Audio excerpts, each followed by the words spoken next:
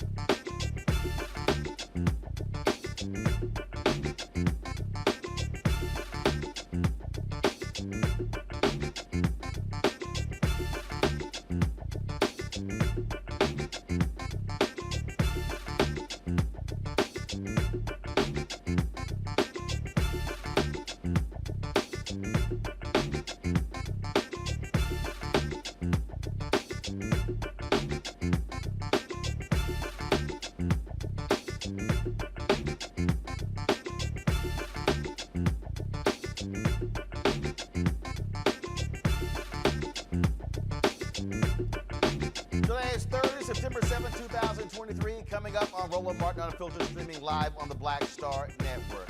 While the Department of Justice is actively investigating the Fulton County, Georgia jail over its conditions and treatment of inmates, more inmates are dying. 10 have died so far this year. One of the latest, Samuel Lawrence, died days after he filed a handwritten prisoner civil rights complaint about the conditions and abuse by the guards. We'll talk to the Lawrence family attorney about what the independent autopsy revealed. Georgia DA Fani Willis claps back at Congressman Jim Jordan in responding to the congressman's demand that she turn over her communication records with Justice Department officials in her election fraud case. We will show you her 9-page letter. A Black Pittsburgh lawyer is suing a judge for jailing him for not following his orders to negotiate a civil rights lawsuit. Former NFL football player Walter Bernard will be here to tell us exactly what happened. Contracted employees at the federal government's largest call center threaten to strike during federal insurance renewal unless they get higher wages and better benefits. We'll talk to a few of the Maximus employees about their demands. Also, Peter Navarro, he going to jail. He was found guilty today for contempt of Congress.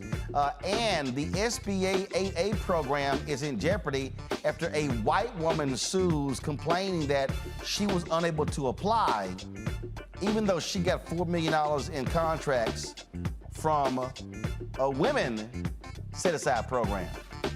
I told y'all what these white folks had planned. It's time to bring the funk on Roland Martin Unfiltered on the Black Star Network. Let's go. He's got it. Whatever the miss, he's on it.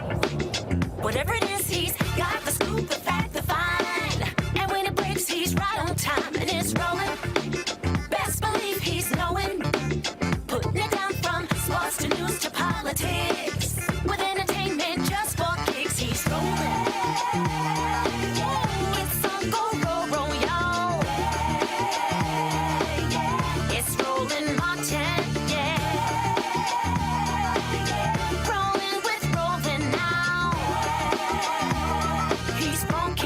She's real the best, you know he's Roland Montana.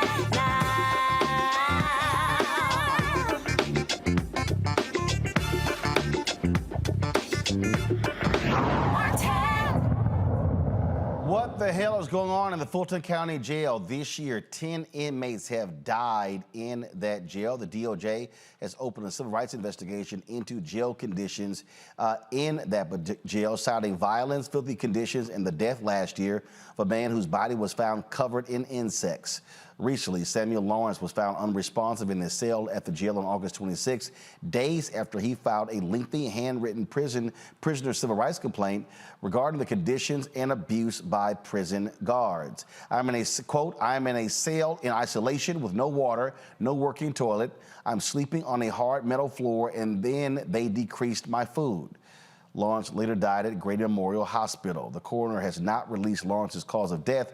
However, his family had an independent autopsy and found disturbing marks on his body. Joining me now is Sheba Terrell, the Lawrence family attorney, as well as a number of family members. First and foremost, Sheba, there was this independent autopsy. What did it reveal? Sheba? Sheba, can you hear me? Sheba, can you hear me? Can you hear me? I'm sorry, Kenneth Muhammad, my apologies. Kenneth Muhammad, Yes, Kenneth, can you hear me? I'm here, I hear you, and thank you for having me on. So what did this independent autopsy reveal? Well, so far we have evidence that he was the victim of a physical assault. There are injuries to his chest. There are bite marks and that show that they were made within a week of the time of his death. And they were also able to confirm that he had eaten food within 2 hours of dying. We have just this preliminary information from the private autopsy, but we're awaiting final autopsy reports from the county as well as from the private autopsy that was received by the family. So how long after he passed away was his autopsy done?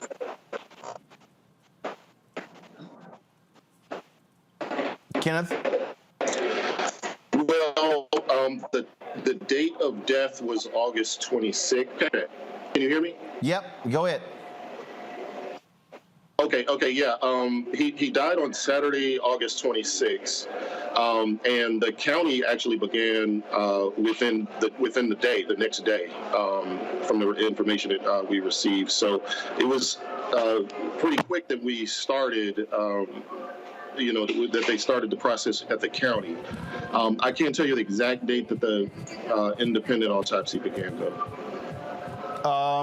We have several family members here, and so I need to know who's the one person going to be speaking. What I'm curious about is he wrote this letter when he was talking to family members. When was the last time y'all communicated with him, and what did he say about the conditions?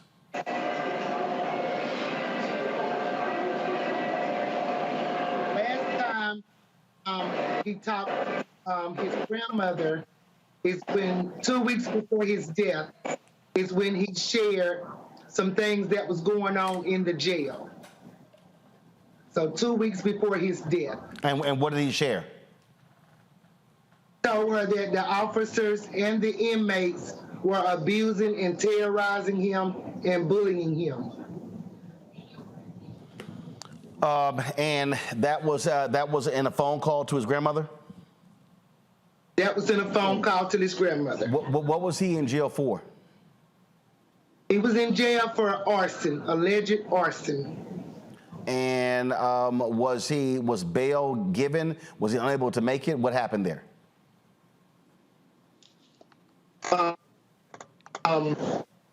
Was not given until they said April. We did not know that he had a bail.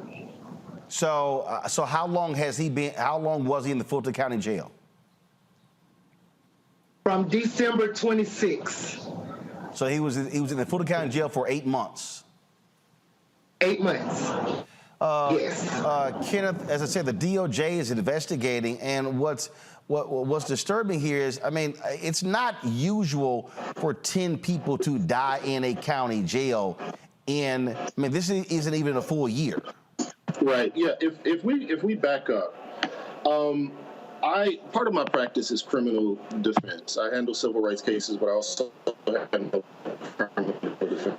I have clients that are in the Fulton County Jail now saying to me all of the different things that are going on to them where they are fearful for their lives. So one of the things that's happening is inmates are able to access other inmates' cells.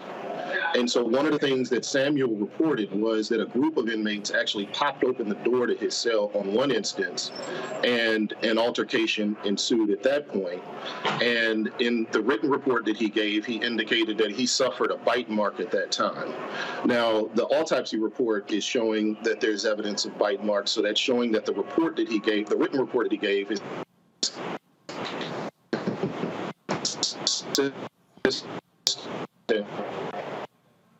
so you have you have instances where reports are given to deputies about attacks and the deputies doing nothing.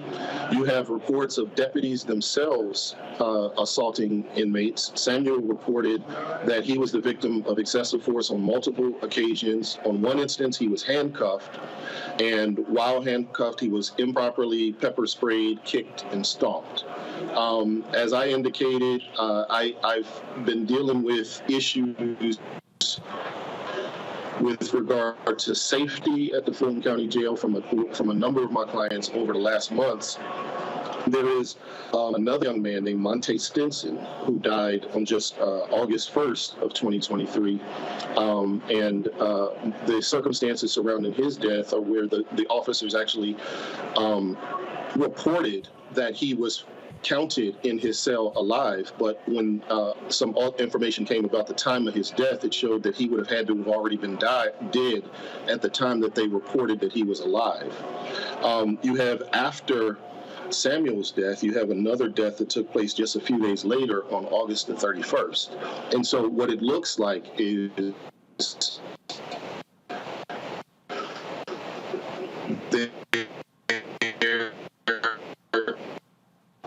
attacking it. Groups of people are are overlooking these incidents, and deputies themselves, from some reports, are actually attacking inmates also. So in these situations, what we have to do is, gather all of the evidence, see what the autopsy reports show, and hold the county accountable. But there are things that the county can do to remedy these situations. In all of these instances involving law enforcement, whether it's inside of custody or outside of custody, there is the technology with regard to cameras, really put us in a situation where a lot of these things that people are suffering don't need to happen. So there shouldn't be 1 square inch in the Fulton County Jail outside of the cells themselves where 24 hours a day, if something is reported to have happened, it isn't able to be seen on some video recording. There should be monitoring of all of the different corners of the jail at all times. So the question I have for his family members, have y'all communicated with elected officials, Fulton County commissioners? I mean, the reality is you have the sheriff there, but they also oversee the jail. And so have y'all had any communication with elected officials? No. They have not reached out. No. Okay. He talked with the chaplain, but that's it. All right. We certainly are sorry for your loss. This is another one of the troubling stories coming out of Fulton County, and we'll certainly keep our eye on this story. Thank you so very much. Kenneth Muhammad, thank you as well. And also... Excuse me? Just wanted to reiterate back on the private autopsy that the family paid for was done August 30th. Got it. Okay. We certainly appreciate it. Thanks a lot. Thank you. Folks, got to go to a break. We come back. We'll have more on Roland Martin Unfiltered right here on the Black Star Network. Back in a moment. President Biden has delivered for Black America. more funding for Black entrepreneurs, millions of new good-paying jobs. He's lowering the cost of medications and the cost of living. Joe Biden is delivering for us, and that's the facts. When you talk about blackness and what happens in black culture, we're about covering these things that matter to us, speaking to our issues and concerns. This is a genuine people-powered movement. There's a lot of stuff that we're not getting. You get it, and you spread the word. We wish to plead our own cause. Too long have others spoken for us. We cannot tell our own story if we can't pay for it. This is about covering us. Invest in black-owned media. Your dollars matter. We don't have to keep asking them to cover our stuff. So please support us in what we do, folks. We want to hit 2,000 people, $50 this month, raise $100,000. We're behind $100,000, so we want to hit that. Y'all money makes this possible. Checks and money orders go to P.O. Box 57196, Washington, D.C. 20037-0196. The Cash App is $RM Unfiltered. PayPal is R Martin Unfiltered. Venmo is RM Unfiltered. Zelle is Roland at RolandSMartin.com. Next on the Black Tape with me, Greg Carr. What do Deion Sanders, a lawnmower, and the phenomenon of invisible labor all have in common? They're all now part of, shall we say, a colorful lore at our historically black colleges and universities. Our Master Educator Roundtable convenes to explain it all as we explore the good, the bad, and the downright ugly of one of Black America's national treasures. That's next on the Black Table, right here on the Black Star Network. Hey, what's up? It's Sammy Roman. Hey, it's John Murray, the executive producer of the new Sherry Shepherd Talk Show. It's me, Sherry Shepherd, and you know what you're watching, Roland Martin Unfiltered.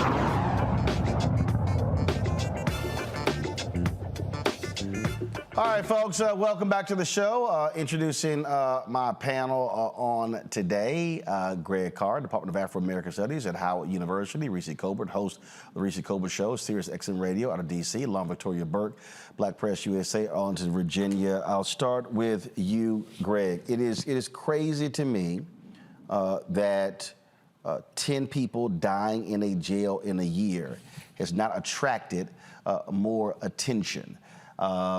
This goes to show you how there's this thought process in this country where people who are in jail, who are being held, people who have yet to even go to trial, are seen as afterthoughts in America. Yeah, absolutely. I mean, you know, we're going to continue to say this as the numbers continue to swell of people who are paying attention not only to this case but to this platform. That this is why independent, hard-hitting, black-owned, black-controlled, black story-anchored media, news media, is invaluable. If this were 10 white people dead in a jail, I suspect there would be a lot more noise around this. We all remember and are familiar with the name Khalif Browder and what happened to him on Rikers Island. When we start talking about double digits of people dying in short order, and when Attorney Muhammad then named Monte Stinson, and then, who made transition on the 1st of August, and then another death on the 31st of August, sandwiched between Lawrence's death, you know, this brings really into focus the fact that the 8th Amendment is just words on a piece of paper. What is cruel and unusual punishment? What is false imprisonment or holding somebody without giving them access to bail? The family couldn't even say. As you said, this man was in prison for 8 months, and the family couldn't even determine when he was eligible for or had in fact been eligible for bail. So we're talking about a situation where it's the Wild West. Prisoners having access to other rooms? Is there a conspiracy going on? What are the range of charges? Is there criminal behavior? Is there neglect? In other words, you've got a situation where people are being punished. This is capital punishment. I thought the 8th Amendment meant something, but apparently not in the state of Georgia, and less in the United States of America. The thing here, Lauren, when I think about when Jay-Z's Rock Nation, Tamika Mallory, Rakia Lumumba, and others, when they were protesting in Mississippi, this Parchman prison, later there was a documentary that was actually done about this as well. I mean, very similar conditions. And again, what I'm looking at is, I just don't see there being a lot of attention being played to what's happening there in Fulton County. Obviously, lots of attention when Trump and 18 others were indicted, and other stories along those lines. But literally, 10 folks are dead this year, and it's sort of like, That's right. And the reason for that is, of course, deeply political. Politicians get elected saying that they want to lock people up and throw away the key. Politicians make money, raise money, get elected, talking tough on crime. Politicians have been getting elected on the war on drugs, the whole atmosphere of bragging about being tough on crime has gotten a lot of politicians, Democrat, Republican, elected. So people who are incarcerated have nobody to stand up for them in the political realm. There's nobody. It would have to be an activist. There's very few politicians who will get out there and stand up for the rights of people who are incarcerated. The fact that in most jurisdictions they can't vote. State of Florida, you can't vote even after you're out. Virginia, the same thing, effectively. You know, if you have a felony record, you can't get your right to vote back. Nobody cares about this constituency. We had somebody who was a homeless woman who was 73 years old die in Arlington, Virginia, last week, 73-year-old homeless person that died in the jail, one of many in Virginia. And of course, this Fulton County situation is outrageous. But who is going to stand up for these people? We are a country who doesn't care about poor people. We don't care about homeless people. We have no policy for people who have no money. And these politicians out here have no real answers. And while we send billions overseas to do whatever in whatever other country, these problems get worse and they grow. But the issue of incarceration, the war on drugs, is what drives this moment where you could have 10 people die at the same facility and nobody do anything about it. It's, to me, Reese, it's not enough to wait for the DOJ. What the hell are the Fulton County commissioners doing? Well, I know what one is doing. One is spending her time in court because she had an affair with her chief of staff, and then she allegedly put a tracking device on his car after they broke up. So we know what she's doing.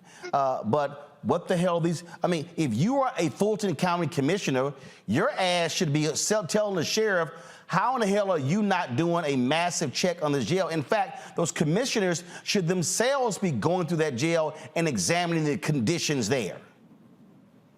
I agree, absolutely. I mean, at the end of the day, these are people that are not in there for life sentences, except for the fact that they end up dying due to inhumane conditions. And so for the sake of public safety, you think people will be invested in making sure that people who are eventually going to re-enter the population will do so without the trauma and the horrors that they've been inflicted upon being in prison. But I think as a society, we haven't decided what real punishment means and what kind of rights people deserve, the level of humanity people deserve even while they're incarcerated.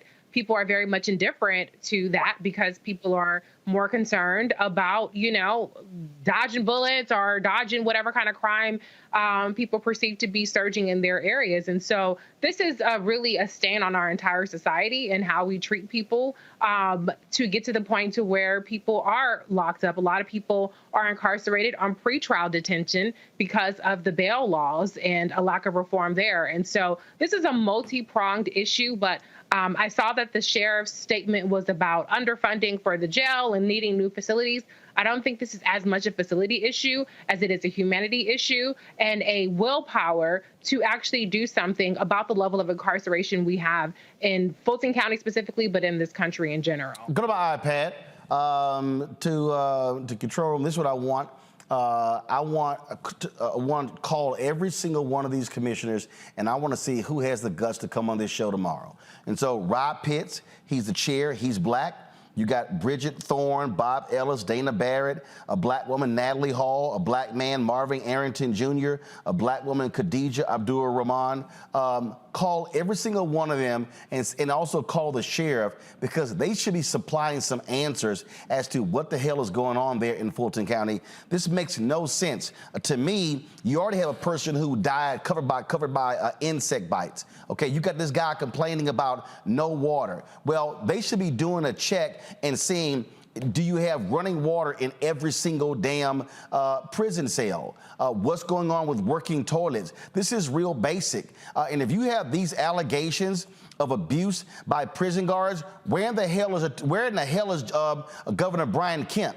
Where in the hell is the Attorney General? Oh, the Attorney General, the Republican Attorney General in Georgia, had time to have 61 RICO indictments to indict 61 people regarding Stop Cop City. But why are Republicans so silent about this here? If the sheriff's complaining, well, it's about budget cuts. Okay, what's the number? What do you need? What are you asking the commissioner's court? What are you asking the state for? Somebody should have some damn answers, because it simply isn't natural for 10 people to die in a jail in a year, and there's no code red, a DEFCON 5 when it comes to political leadership. This is absolutely weak leadership, and this should not be the case. And commissioners should be saying to the sheriff, we bet not see another person die in this damn jail, because this makes no sense whatsoever. This to be is on par with Parchment in Mississippi. And again, people are way too quiet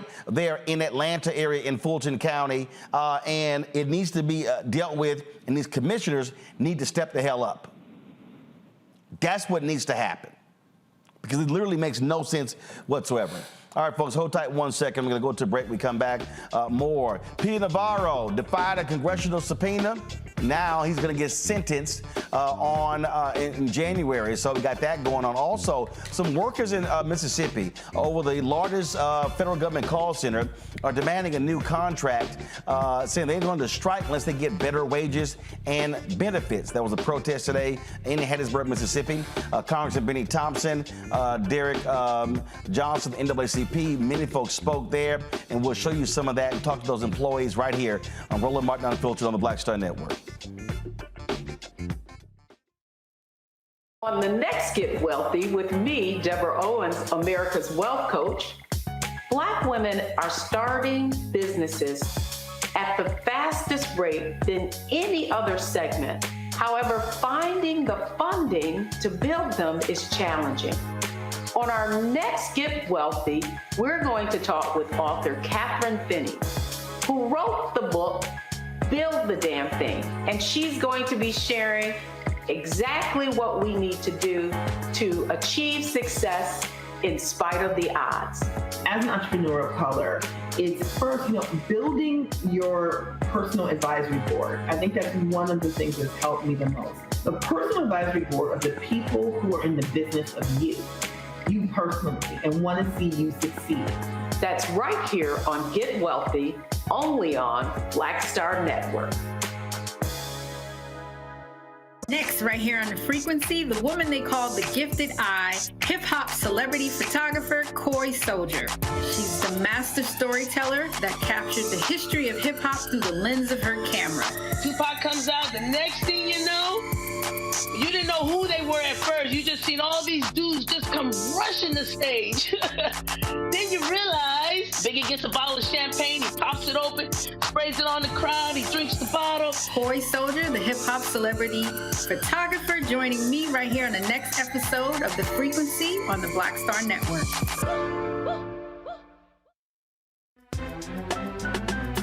I'm Faraji Muhammad, live from LA. And this is The Culture. The Culture is a two-way conversation. You and me. We talk about the stories, politics, the good, the bad, and the downright ugly. So join our community every day at 3 p.m. Eastern and let your voice be heard. Hey, we're all in this together. So let's talk about it and see what kind of trouble we can get into. It's The Culture. Weekdays at 3, only on the Black Star Network.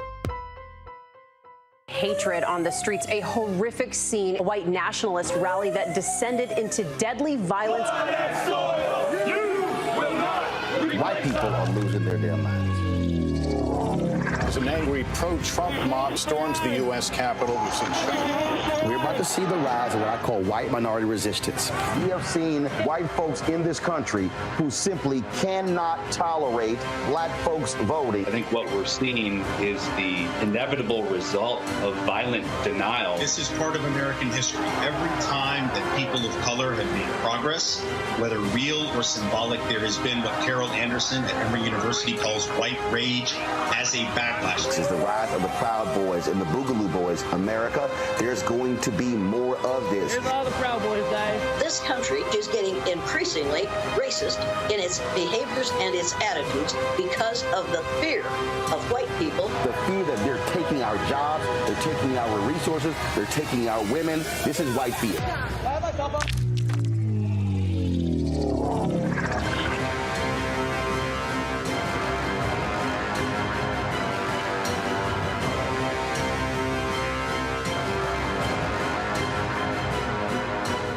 What's up, Geek Today in the place to be. Got Kicked Out Your Mama's University, creator and executive producer of Fat Tuesdays, and air hip hop comedy. But right now, I'm rolling with Roland Martin, unfiltered, uncut, unplugged, and undamn believable. You hear me?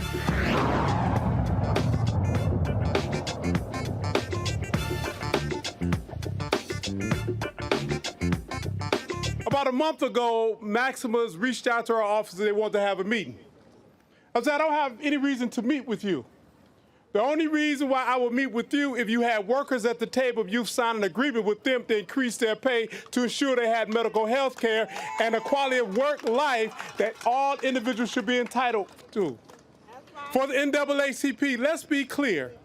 When you strike, we will be here with you to recognize that the reason why we exist as an organization is because they was trying to exploit black workers for cheap labor. The reason why we were created as an organization because they exploited black folks for free labor we call slavery. And at the end of the day, the right of workers is the right of all citizens to be able to collectively bargain, and we must do that in solidarity. Now, as we stand here in this hot sun, in a parking lot behind us that's full, we need you to give your coworkers courage to ensure that they are willing to stand with you.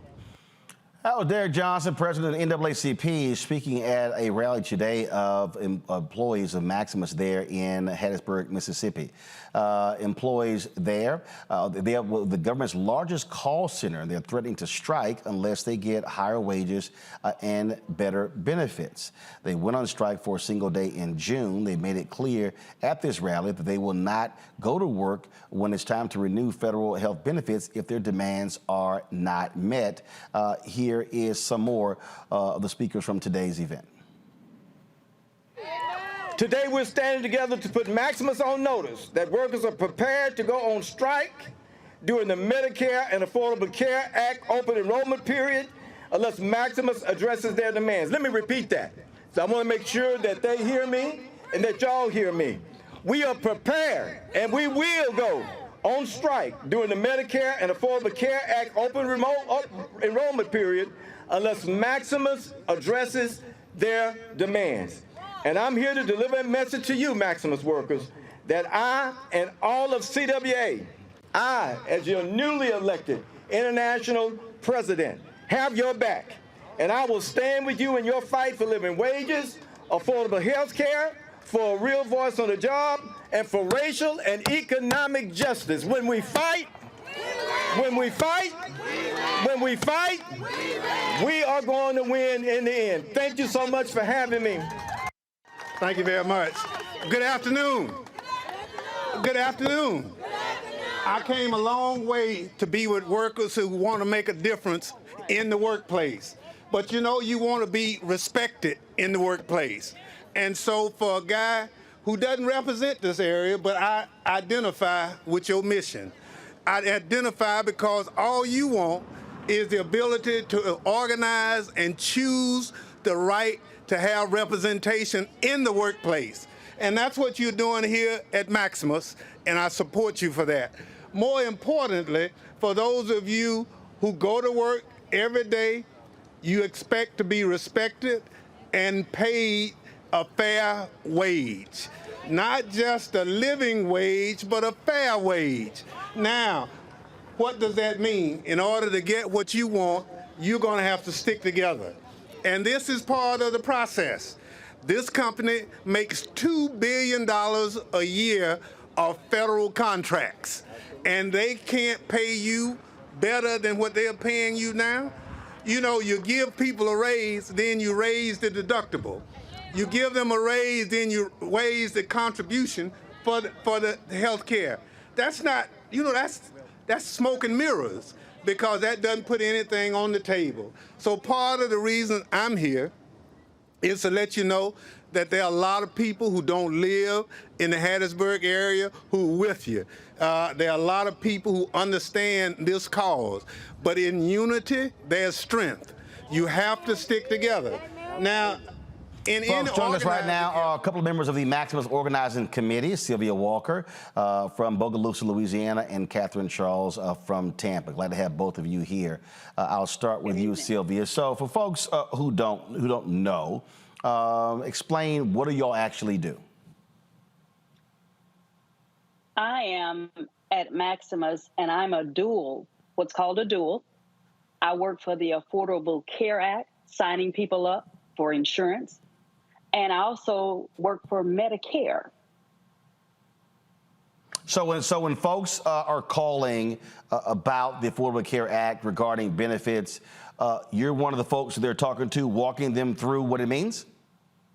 Yes, I am. Got it. Along with others. We're completing applications, answering questions, assisting them with whatever they need when they're wanting to sign up or have questions about, are they eligible to sign up? How about you, Catherine? Hi, I've been working for Maximus for 9 years now. I work for Marketplace, which is the Affordable Care Act. I do not do Medicare. So I do help people with enrolling into health insurance, assisting them understand how health insurance work. If they have any problems with the insurance company, their insurance get canceled, or any questions that they have, that is what I'm here for. Also, as an internal support group, I also assist not only the consumers, but I am responsible for teaching my fellow CSRs or representatives that are new on the floor and they don't know how to find a script, where to look for. If they don't know how to read an escalation or how to do an escalation, I'm there to do that.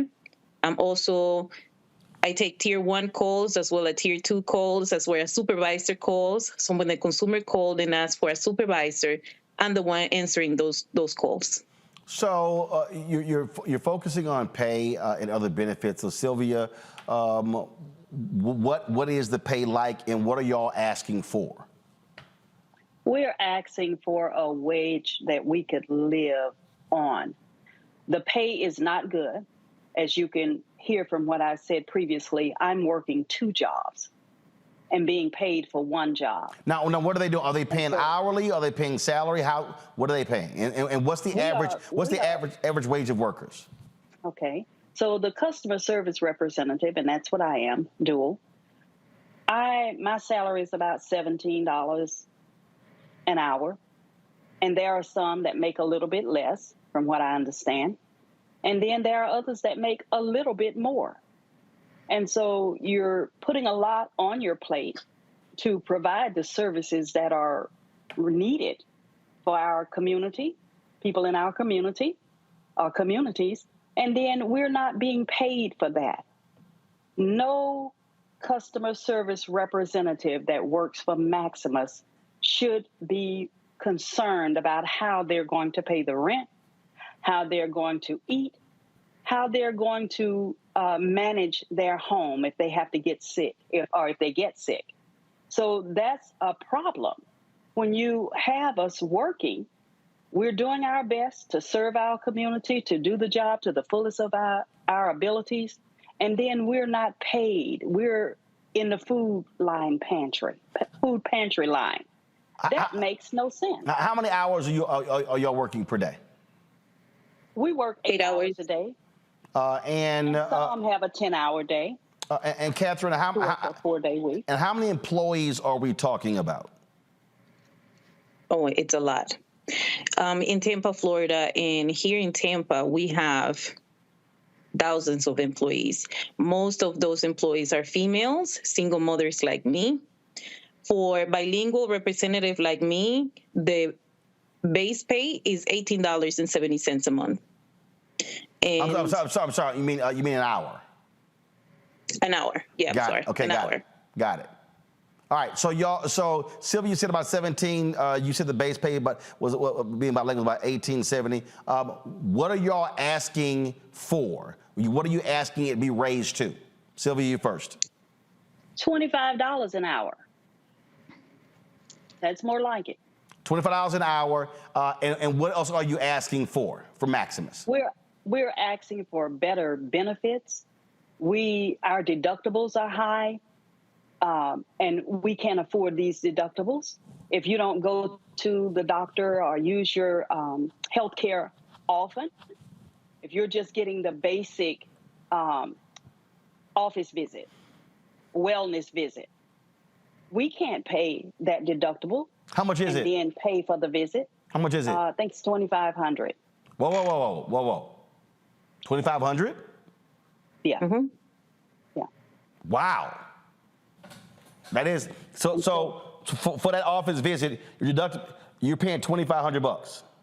Well, they can ask you to pay the deductible along with the visit. Right. Yeah, they can ask you for that. A provider can ask that. Wow. The way the insurance is set up is that you have to meet the deductible first.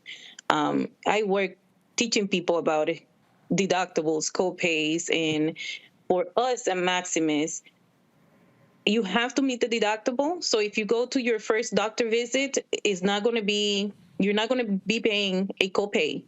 You're going to pay the full visit until you meet that $2,500 out of pocket. I mean, what's crazy is here y'all are trying to help people placing phone calls regarding the Affordable Care Act, and you're talking about having health care issues with your employer. Exactly. Correct. Questions from our panel. Reese, you first. Yeah, there's been reports of retaliation for people speaking out and being involved in this collective action. Are you all concerned about that, or do you feel pretty secure in your positions, like in terms of your immediate leadership? Well, in my case, I do feel very concerned. This year, 2 days before Mother's Day, because there was a lot of people organizing, more than 700 employees were let go. They contacted CSRs to a meeting room, and they explained that you have 2 weeks to go. And they did it throughout national. It's not like one call center only. It was everywhere. And we don't have job security where I can say, well, I'm doing a good job. They're not going to fire me. They can get rid of me at any time for any reason, and they don't care how tenured you are. I know people on that round of layoff that were there for 14 years. And they had a Q quality score.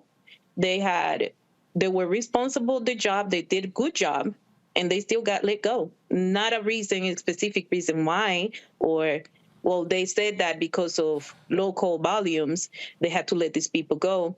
But imagine that you're being let go. You're a mother with a family that you have to take care of. And when you go to the Maximus website, they're hiring people, and they're opening other sites. So how does he explain that you're being fired because of local volume, but you're hiring extra people? Lauren. Do y'all know if there's any history of Maximus call center agreeing with workers in other negotiations in the past? Not to my knowledge. Okay. In other words, have there ever been a negotiation where they said, maybe 5 to 10 years ago, we will come to the table and give you some of the things that you are asking for? Have you ever heard of that in the past?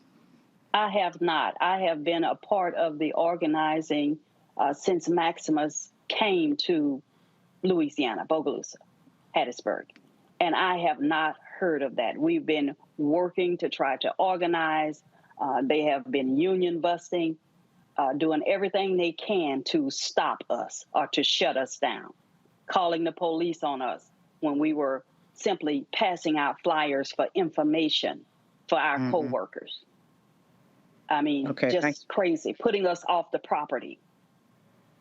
Yes. Wow. Thank you. So they're not willing to negotiate. Greg. Thank you, Roland, and thank you, Ms. Walker and Ms. Charles. Reading up a little bit on Maximus, the way it looks, and we heard Congressman Thompson say $2 billion, but that was actually just for the first 2 quarters of this year.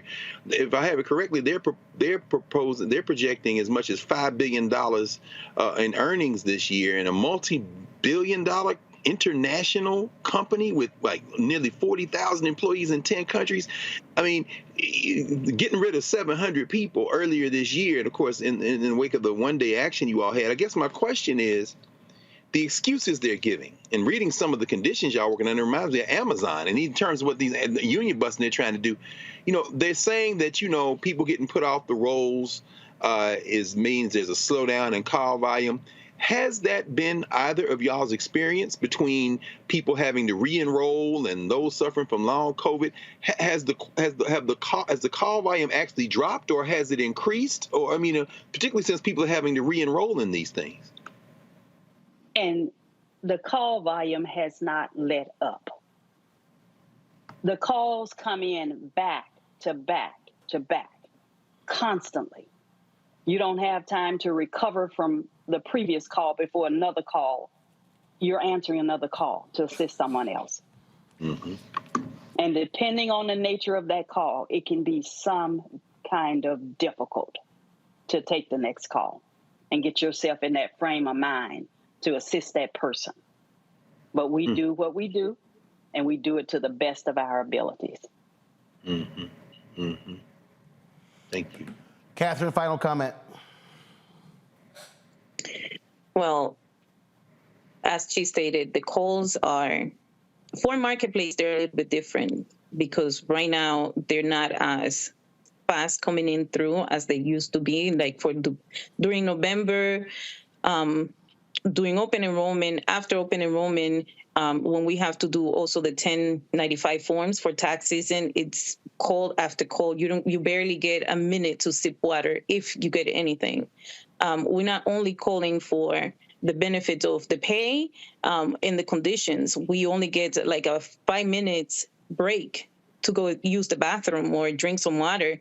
And as she stated, in between difficult calls, sometimes you need more than that to decompress a little bit, because you get either really irate consumers on the phone, very mean and vicious, or you get people crying and very emotional. That also get transferred to us because we are human beings sitting on the phone listening to people's stories. And we work at Maximus not just because of the pay. We love what we do. And we just want to make sure that we get better condition. They're making money because we are the front line doing all the work. And I think as a federal contract, we should be considered federal employees and get the benefits of federal employees because they're getting the federal money. Yes. All right. Sylvia Walker, Catherine Charles, we appreciate both of you joining us on today's show. Thanks a lot. Thank you. Folks, we partner with the Communication Workers for America. You're going to be able to see the restream of today's rally on the Black Star Network, so check it out there. Also check out our YouTube channel as well to see the full speeches of all of those who spoke today in Hattiesburg, Mississippi. All right, folks, when we come back, more right here on Roland Martin Unfiltered on the Black Star Network. We'll talk about Fani Willis smacking the hell out of Congressman Jim Jordan. Ain't nothing like a good pimp slap with some powder. Then, of course, Pete Navarro, he got pimp slapped by a D.C. jury, found guilty. We'll talk about both of those stories when we come back right here on Roland Martin Unfiltered on the Black Star Network.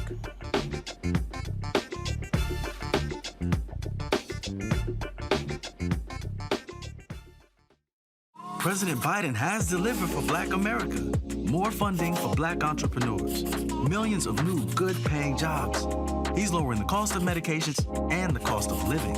Joe Biden is delivering for us, and that's the facts. On a next, A Balanced Life with me, Dr. Jackie, we're going to be talking about common sense. We think that people have it, know how to use it, but it is something that people often have to learn. The truth is, most of us are not born with it, and we need to teach common sense, embrace it, and give it to those who need it most, our kids. So I always tell teachers to listen out to what conversations the students are having about what they're getting from social media, and then let's get ahead of it and have the appropriate conversations with them. On a next, A Balanced Life with me, Dr. Jackie, here at Black Star Network.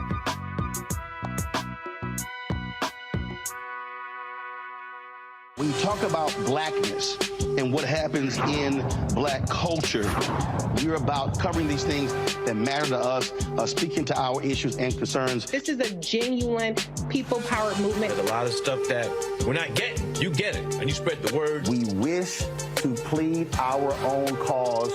Too long have others spoken for us. We cannot tell our own story if we can't pay for it. This is about covering us. Invest in black-owned media. Your dollars matter. We don't have to keep asking them to cover our stuff. So please support us in what we do, folks. We want to hit 2,000 people, $50 this month, raise $100,000. We're behind $100,000, so we want to hit that. Y'all money makes this possible. Check some money orders. Go to P.O. Box 57196, Washington, D.C. 20037-0196. The Cash App is $RM Unfiltered. PayPal is R Martin Unfiltered. Venmo is RM Unfiltered. Zelle is Roland at RolandSMartin.com. Me, Sherry Shepard, with Sammy Roman. I'm Dr. Robin B., pharmacist and fitness coach, and you're watching Roland Martin Unfiltered.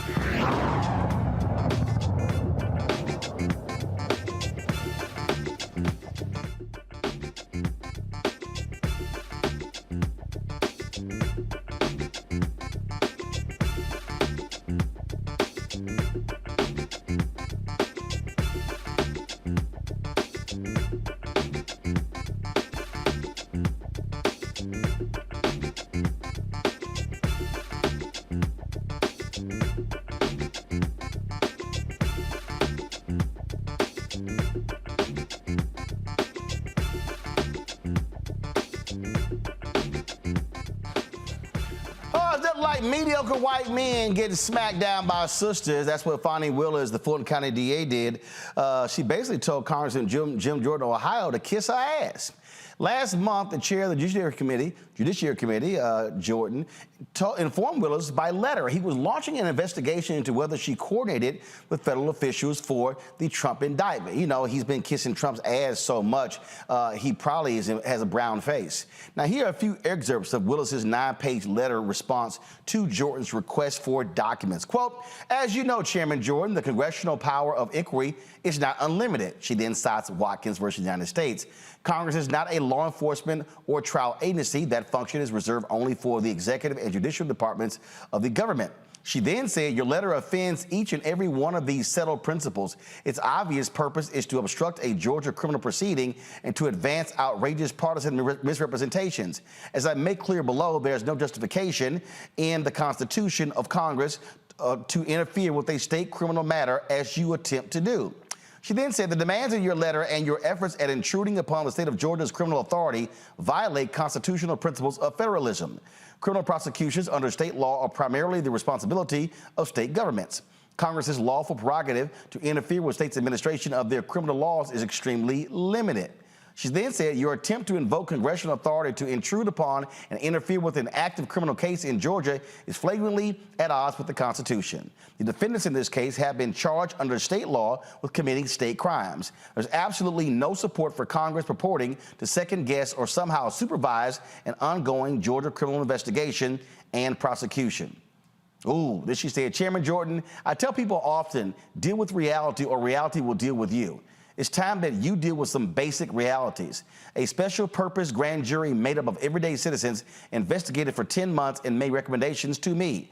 A further reality is that a grand jury of completely different Fulton County citizens found probable cause against the defendant named in the indictment for RICO violations and other felonies.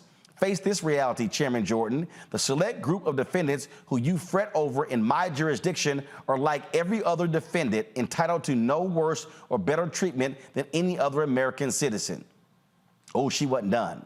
As it seems you have a personal interest in the Fulton County District Attorney's Office, you should consider directing the U.S. DOJ to investigate the racist threats that have come to my staff and me because of this investigation.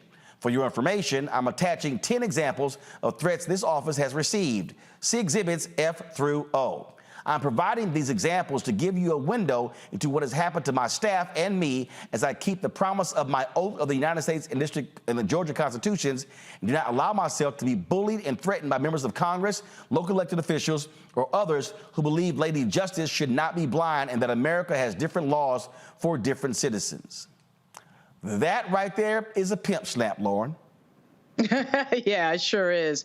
It's a sort of idea that a lot of these congressional Republicans have, that they somehow can enter into any conversation about anything and have the authority to somehow rule over everybody else, even when they have absolutely no jurisdiction and no business being involved in what's going on. That's like some sort of, weird throwback idea that Jim Jordan in particular has. If you remember, he tried to interfere with Alvin Bragg in New York as well, that he has the right to somehow guide these people when they have these independent jobs that have absolutely nothing to do with him and have obviously more power than he has over these matters. Some of it is just pure PR. Some of it is to try to kiss the ass of Donald Trump in public, which is what they're perpetually doing, what MAGA Republicans in Congress are perpetually doing to impress Donald Trump. But some of it, I think, is the illegitimate idea that they have in their head that they can interfere with anybody. And as we saw in Wisconsin and Alabama, these Republicans who, of course, would appear to no longer believe in democracy,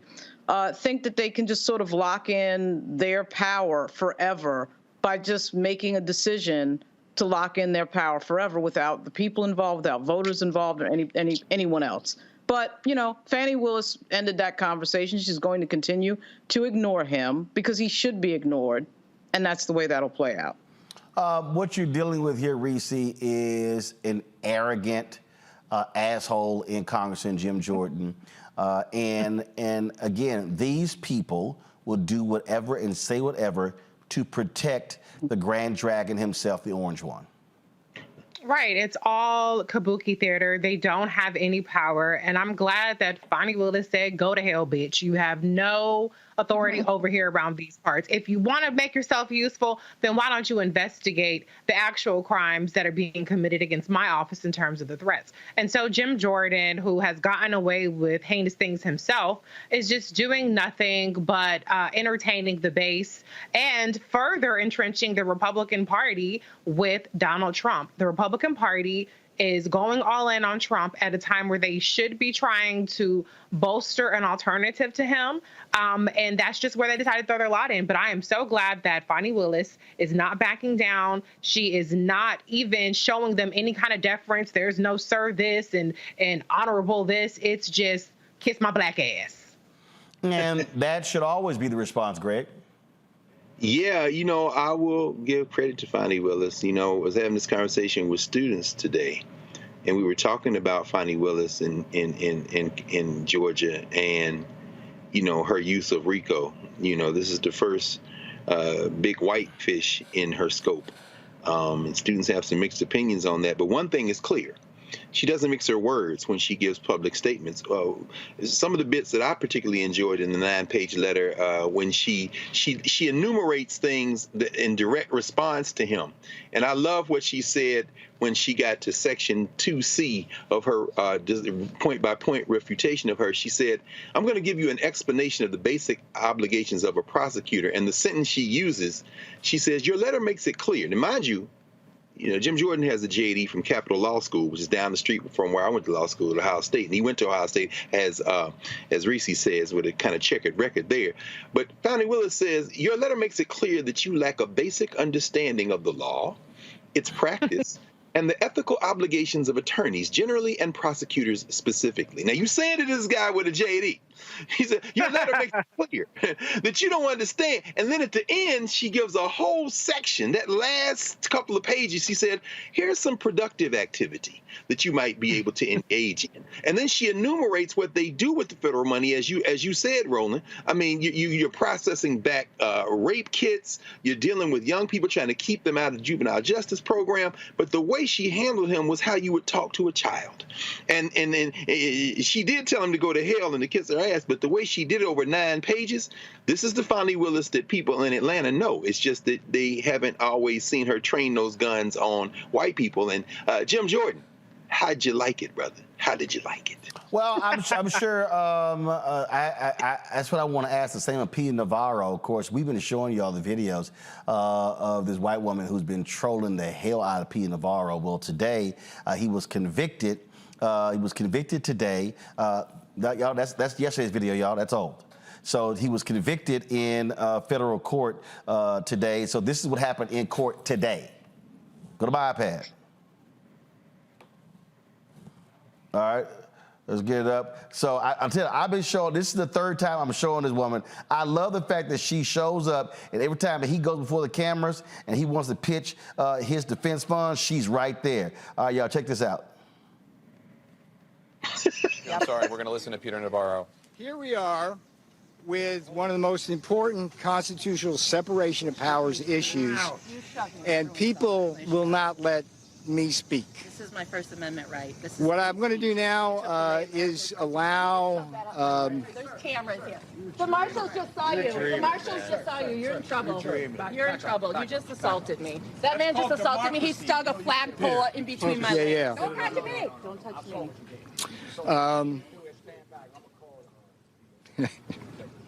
There you go. You're in trouble now. They're calling protective services. I was just assaulted. Look, if you got a sign, no, I hold it didn't. over there. Liar. I can hold it anywhere I want. This is public property. It's assault. I want to press charges. Let the man talk. Charges. Are you interested in hearing him? Man, go ahead, Peter. Go ahead and talk. You're on federal I don't property. agree with some of your shit, but go ahead and talk, man. Go ahead and talk. No, I didn't. No, I didn't. Go ahead and talk, man. Go ahead. Sad day for America, not because they were guilty verdicts, because I can't come out and have an honest... Oh, I love how... Okay, first of all, I need to roll back. Did the brother say, I don't believe most of the shit you say, but go ahead and talk?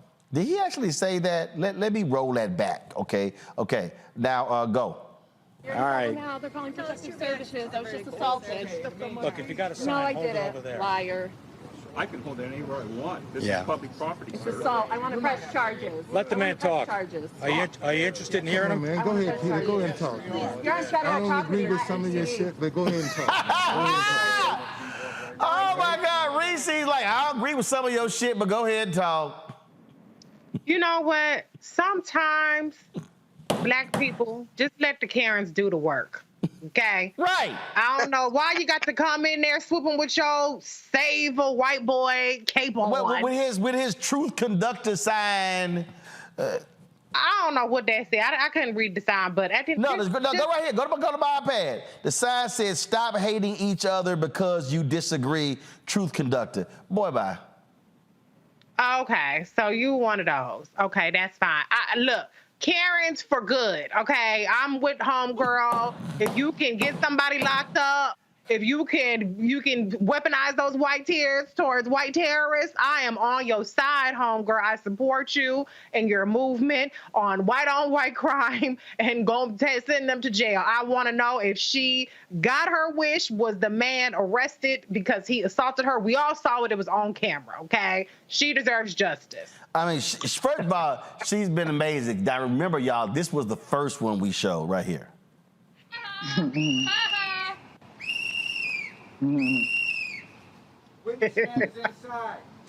you. WW.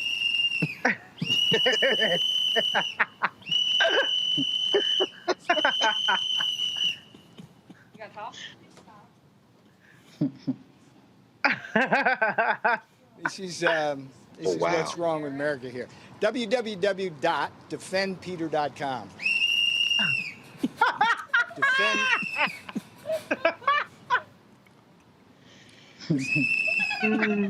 Come on, my man. Cut it out, man. Let the man talk, man. Let the man talk. Let him talk, man. He has every right to talk. Come on. Don't do that, man. Let the man talk, man. Let the man talk. Please play this Let him talk. on your channels. Because this is just wrong. I'm trying to speak about serious constitutional issues with you. Clown with a whistle, witch with a broom. You go figure. So, defendpeter.com. Please go there. Help support this fight against the attack on the separation of powers. These trials are very expensive. Peter is using my image to grift off me. Send me money.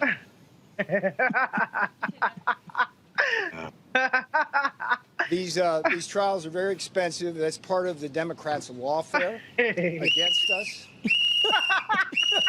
All right, come on, dude. Come on, dude. Kidnapped, raped, and almost murdered by a white supremacist gang after he doxed me. Yeah, it's time to go. All right, we'll see you tomorrow, and hopefully, Same time, same place. hopefully, free speech. will- Oh, Lord. Risha, you would really enjoy that. Lauren, he talked about witch with a broom, and she was like, yeah, whatever. Yeah, she just kept going. I mean, she knows how to play the camera. She knows what to do to get a pretty good, clip going, and she must be out there like all the time. There's certain people who are at that courthouse all the time, just sort of waiting for people to come out. And you can't really go in and do anything. You can't bring your cell phone in there. So she must be really staking him out. And nobody deserves it more than Peter Navarro, who's one of the most arrogant MAGA Trump former staffers that has been inside that courthouse. Oh, I thought it was perfect. And again, he was so upset. He was mad upset. Mm-hmm. All right, y'all can now roll a video that we've initially had. This was actually yesterday. I just thought this was perfect. Where's the CNN? CNN here? Is CNN here? Anybody want to own up to that? Here's the problem. Hero. Who's this? Come on. Bro, Get me out. you're already facing charges. Yeah, I get it. Go ahead and commit a crime. You've been here this whole time. Situational. Yes, okay. Why? All right. Yeah, right. Oh! You're already facing charges. Yes. Oh! Go ahead, Greg. No, man. Look, Roland. I mean, what you said earlier, I think bears underscoring now, particularly with that brother standing there. Man, go into the man talk. Man, go sit your ass down. I mean, but here's the thing, though. What you said is so important. These white men, these white people generally, but especially these old white men, they are working a long-range plan to retain control of their little funky-ass experiment called United States of America. Yep. They have thrown all the rules out. So ironically, the black man is the person who black folk in this country are trained to look at as the model. There are rules, let the man talk, First Amendment. The white woman is behaving, ironically, the same way in some ways as he is behaving. There ain't no damn rules. She got on a shirt that says, witches be tripping, meaning what? You see the anarchist symbol there at the bottom. There ain't no damn rules. So she and Peter Navarro are kind of in the same vein. This black man over here, and again, I remind folks, I have no investment at all in this criminal enterprise. My ancestors were taken into it. My hope is that we will build something that can really be for human beings as this thing falls apart. They're playing for all the marbles now. You saw what DeSantis and Vivek, whatever his name is, Swami or whatever his name is talking. Let me not do that. Ramaswamy was saying about the Proud Boys. They said it was unfair. The sentencing was unfair. Steve Bannon is appealing his 4-month sentence and $6,500. Certainly Navarro is going to do the same. As you said, Roland, they trying to take out Fani Willis in Georgia. They trying to take out the judge on the Supreme Court, as we heard Lauren say in Wisconsin State Supreme Court. These white boys are playing for keeps. You see this cretin, what's this punk, the punk that was in the White House with the bald head, Steve, whatever his name is. Stephen Miller? Yeah, they are now moving and bloom into attacking people who are hiring folks with affirmative action. They have taken out all the stops. Oh, yeah. Now, And for us to celebrate what that white woman is doing, and I'm right with you, I'm laughing too, it's underscoring a very important point. There are no rules. Right. And see, my whole deal is they hound, you hound. In fact, here's another angle. There was another angle of the video. Navarro was just really upset. I love this one. Watch. You're doing, sir. We appreciate the justice you're getting for this country. I think this is kind of the important kind of debate. And look, see, she's trying to block the flag. Yep. Okay, this is the problem we have in America. Like she's come across, you know, that's fine. She's expressing her point of view. She's got a megaphone to disrupt. Yep. But when it comes time, see, here's my whole deal. See, here's why I think you have to do this here. See, you can't play nice with these people. So I'm perfectly fine with the signs, the whistle, interrupting their ass. Like, these are the same assholes y'all remember when Obama was speaking before Congress, State of the Union, and then that fool from South Carolina yelled out, "You lie." Then you had Marjorie Taylor Greene and all those fools acting fool. You cannot, and again, this is the mistake a lot of Democrats make. They want to play nice. They believe, no, here are the right things. I know Michelle Obama said, when they go low, we go high.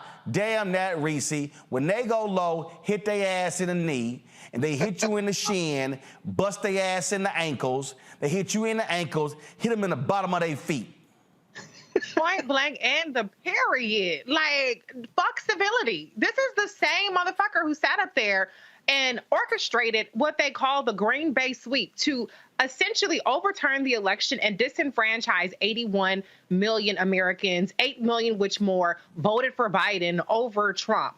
And so he can kiss my whole ass sitting up there trying to appeal to civility and my rights and freedom of speech, and this is what's wrong with the country. What's wrong with the country is that these are the only charges that you've been convicted of. Your ass needs to be up in jail. You need to be down there with the RICO charges. You need to be up in there with Enrico Tarrio and all these other motherfuckers because your ass tried to steal the election too. The only difference was you were not in the actual halls of Congress while the steal was attempted to happen. And so it's the audacity of him to sit up here and act indignant as though he's the one who's being wrong when he shamelessly and brazenly tried to steal an election. And so I don't normally cheer white girls too much, but good on you, white girl, for doing what you need to be doing. I hope you can get more of your sisterin over to our side and stop siding with them damn white nationalist Republican devils and go on ahead and let's try to get some more people elected in 2022 or 2024 rather, so we ain't got to deal with the Peter Navarros and the Trumps and the DeSantis and none of these motherfuckers again for a while.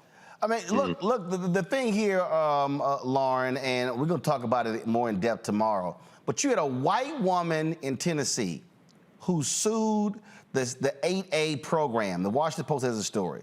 And the judge ruled in her favor. And now mind you, this white woman started a business, got a $20,000 loan from her daddy, eventually got $500,000 in loan from her daddy. This is a privileged white woman.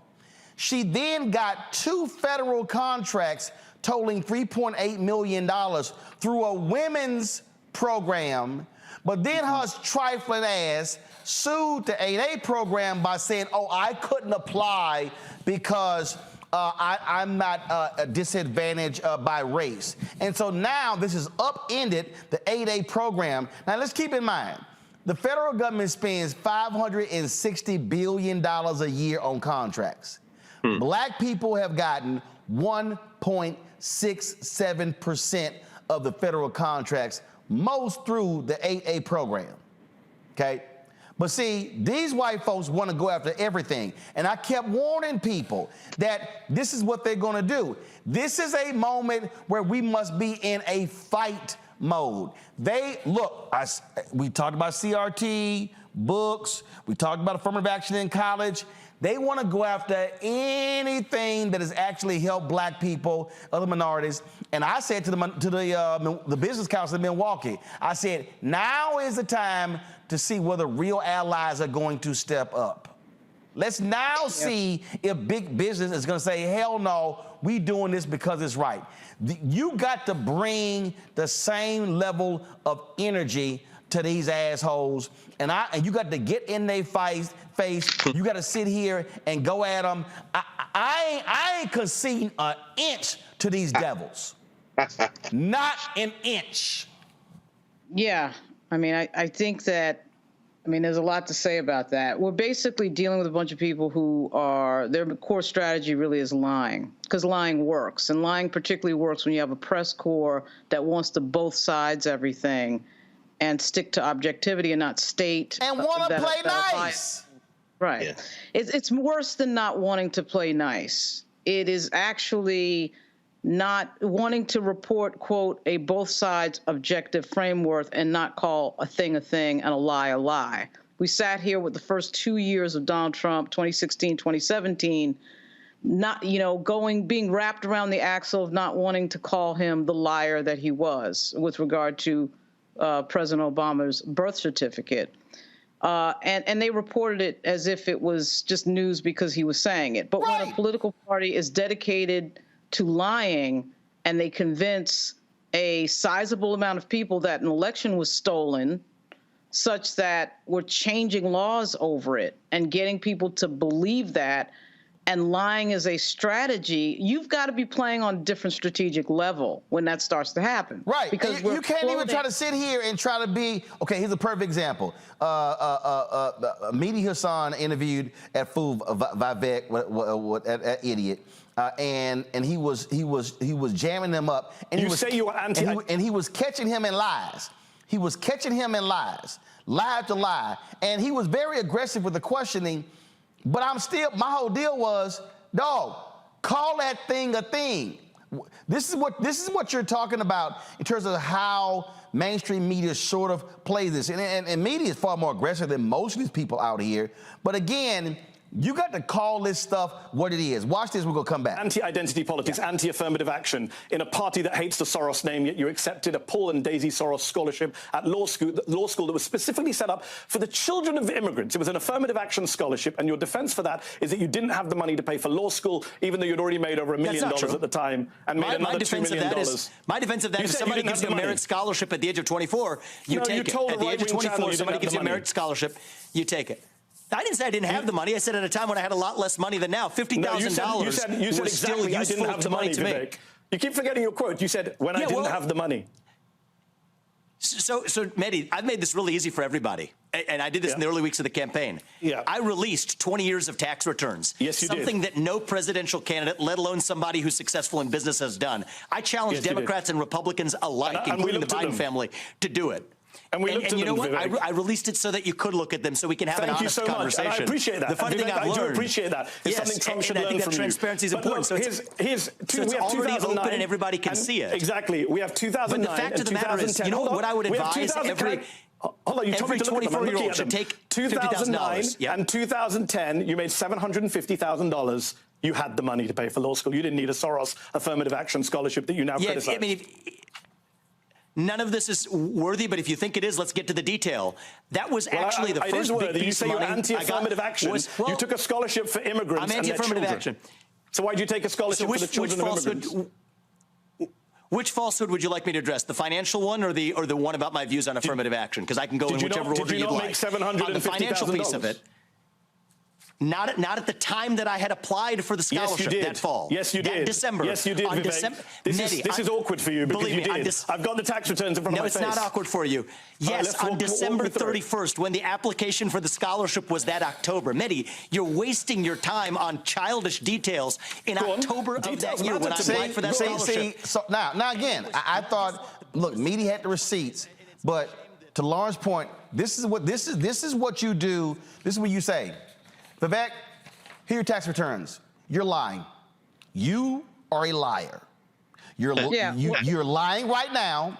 You lied during the debate, and you're likely going to lie tomorrow. So how in the world can somebody trust you? You're a liar. So you're Donald Trump light.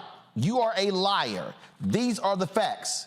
See, he knows. See, the thing is, people like Vivek, Donald Trump, they know that the media will broadcast anything that they say without questioning it, right? That's what we had on CNN right before Chris Licht got fired. They let Donald Trump sit there and lie all night. Did she push back a little bit? Sure, she pushed back. But you know what he's going to do. But Vivek Ramaswamy knew I'm going to get attention if I run my mouth reckless. DeSantis does the same thing. The media has to get smarter in dealing with these people, with these demagogues who are lying their way into fascism and killing our democracy is what they're doing. And the media is sitting there just reporting what they say without checking anything. Mehdi Hasan is one of the rare examples who actually does that type of thing. And of course, Vivek Ramaswamy, who, by the way, keeps getting interview after interview for some idiot reason this is the other thing. Why are they platforming Vivek Ramaswamy? Right. Why are we seeing him on a show every freaking day? I'll answer because of exactly what you saw. And see, this is the problem. This is the problem with mainstream white media. They know he's going to lie. They know he's incendiary. They know he's going to sit here and make up bullshit. And they're like, let's go for the viral moment. Let me tell you something right now. Vivek's people have been emailing us. Who did they hit, Carol? They've been emailing us trying to get him on this show.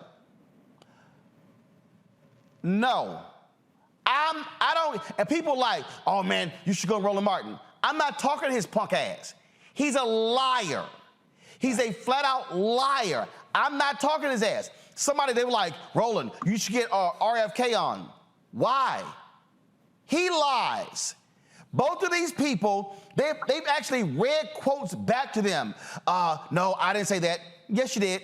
And so I'm sorry. I'm not gonna do a lot. So the reason I love that white woman with the sign, because she's like, yep, he full of shit, blow the whistle, and it's like, no, I'm not gonna let you stand before the camera to talk about how this is a grave constitutional crisis and how this should go to the Supreme Court. No, this is what happens. This is what it's sort of go give it a watch out, Henry. It's sort of like imagine the Eddie Murphy skit when they're going la la la la la. You full of shit. You full of shit. You lying. That's what you gotta do. There's no other way to deal with these people. You have to do that, and that's why when I busted Chris Christie in his mouth on the ABC. Because I remember in 2017, I went on This Week and I said, Donald Trump's a liar. Folks kind of like, oh, I'm like, can y'all stop playing? The man's a liar. Can y'all say it? And I'll never forget, Greg, they were like, well, no. I remember Judy Woodruff and Jake Tapper. They were like, no, so we can't use the word liar because in order to use the word lie, we have to know that was their intent from the beginning. That's their intent, to lie. Yeah. And they want you to run their bullshit, and that's all they want. They want the media hit to go raise some more damn money. That's where you got to say, nah, I'm not putting your lying ass on. Sure. No, that's true. I mean, and an additional problem, perhaps the problem for us, is that we want that too. This is all, there's a reason why it's called news entertainment media. Like you said, this is, and Lauren just laid it out, that both sidism, they're looking for eyeballs. And if you have Ramaswamy on there, if you were to have Tim Scott on, if you were to have Nikki Haley, if you were to have any of those people running and eviscerate them, I think, sadly, it might penetrate differently than if you were not to have them on at all, simply because our people have been trained through this ridiculous swamp of social media, as Reese has been trying to help us understand for a very long time now, have been trained to go for the spectacle.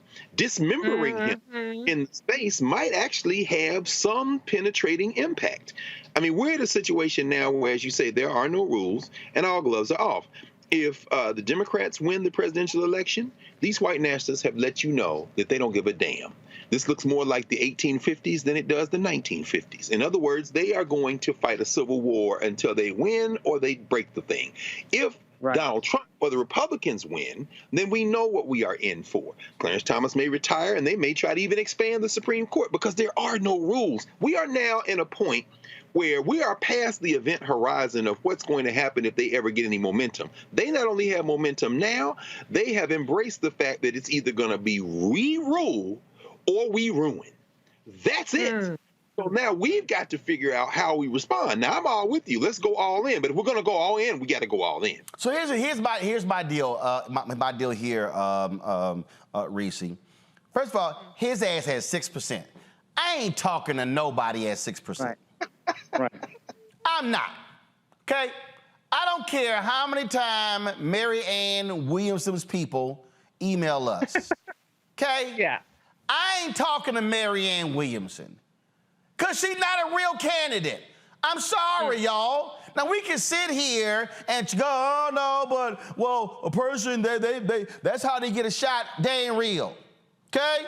Yeah. Ain't real. So I ain't talking to Vivek. What he's doing, he is trying to sell books. He wants attention. Now, if he get 15 to 18, 20, and become all of a sudden real candidate, fine. I'm going to talk to your ass. Then I'm going to cut you to the white meat.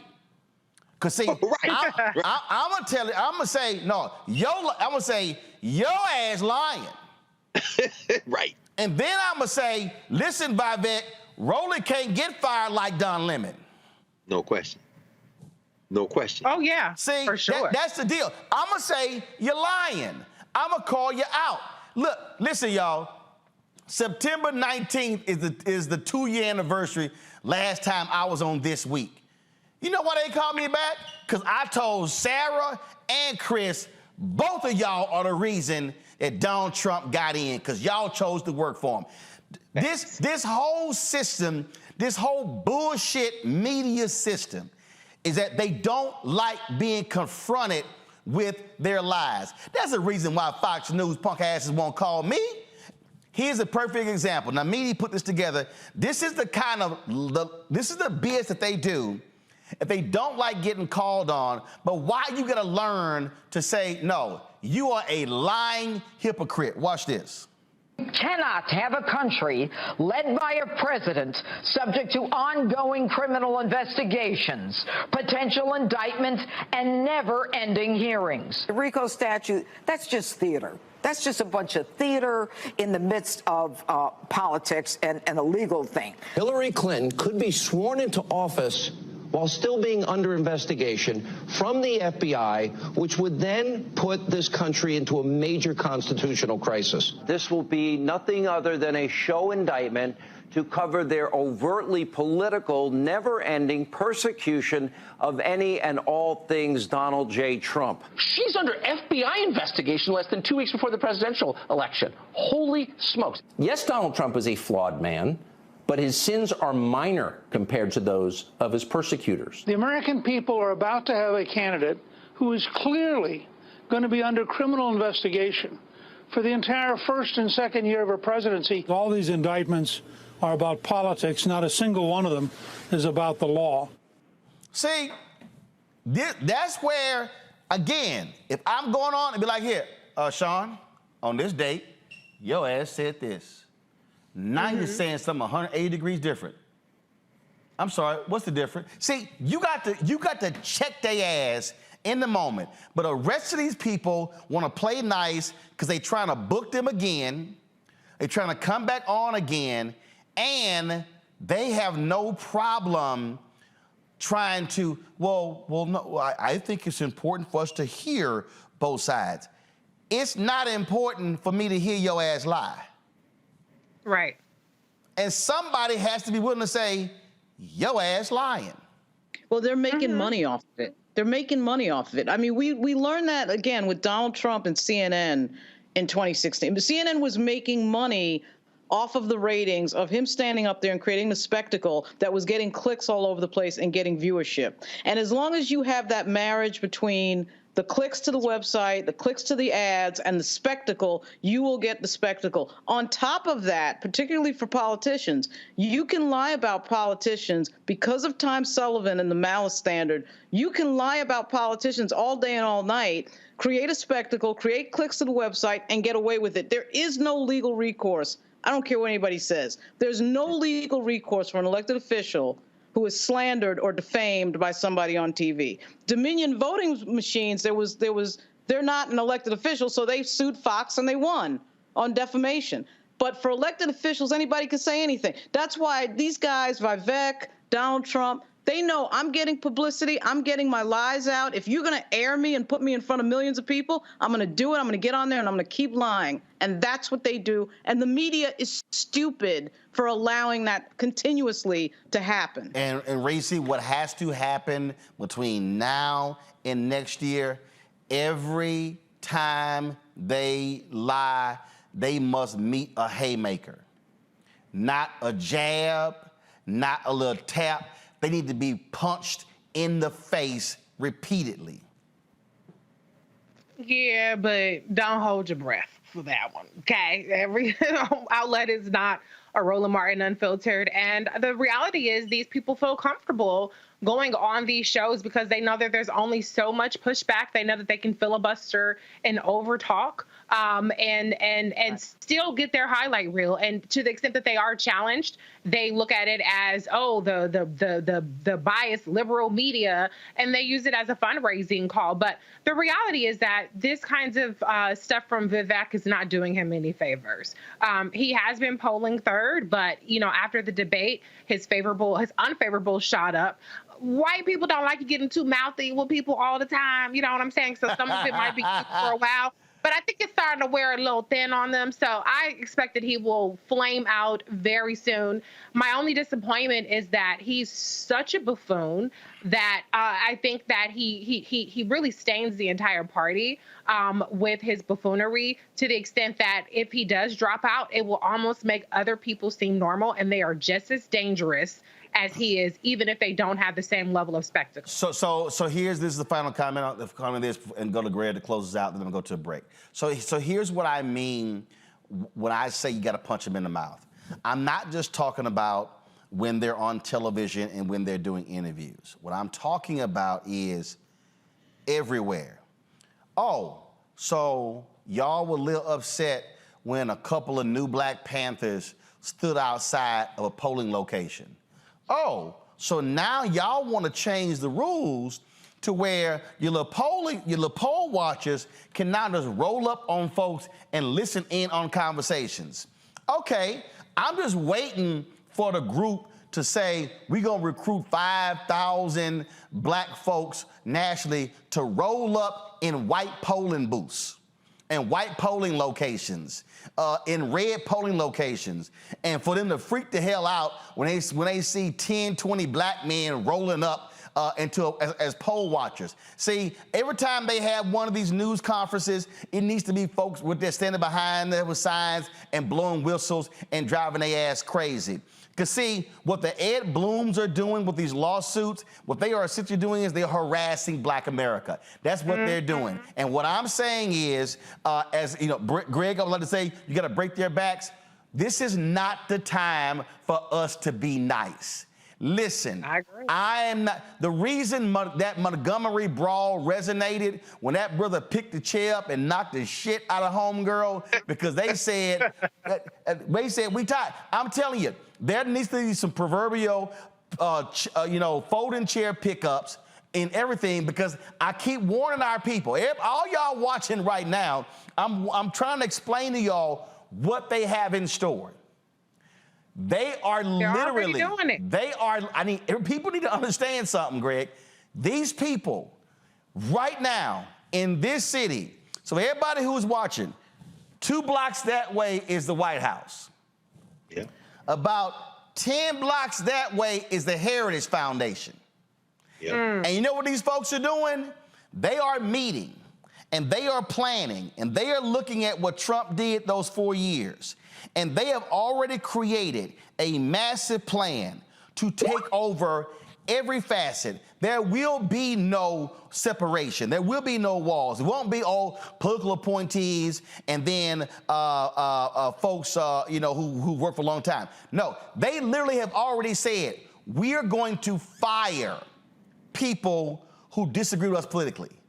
They are they have got y'all don't understand, all you people who are watching and listening. They literally have just maps and charts and white papers saying we're going to fire tens of thousands of federal workers who do not agree with our ideology. Right. That's their plan. They want to put the control of the FCC in the White House. Donald Trump has said, I am going to use the IRS and the Department of Justice to go after my political opponents. So some of us can sit here and play around. But I'm telling you right now, if the Republicans, they already got control of the House. If they keep the House and they get the Senate and they get the White House, mark my word, on September 7th at 7:35 p.m. Eastern, what this panel said, so I don't want to hear nobody saying, Greg, I can't believe what's happened.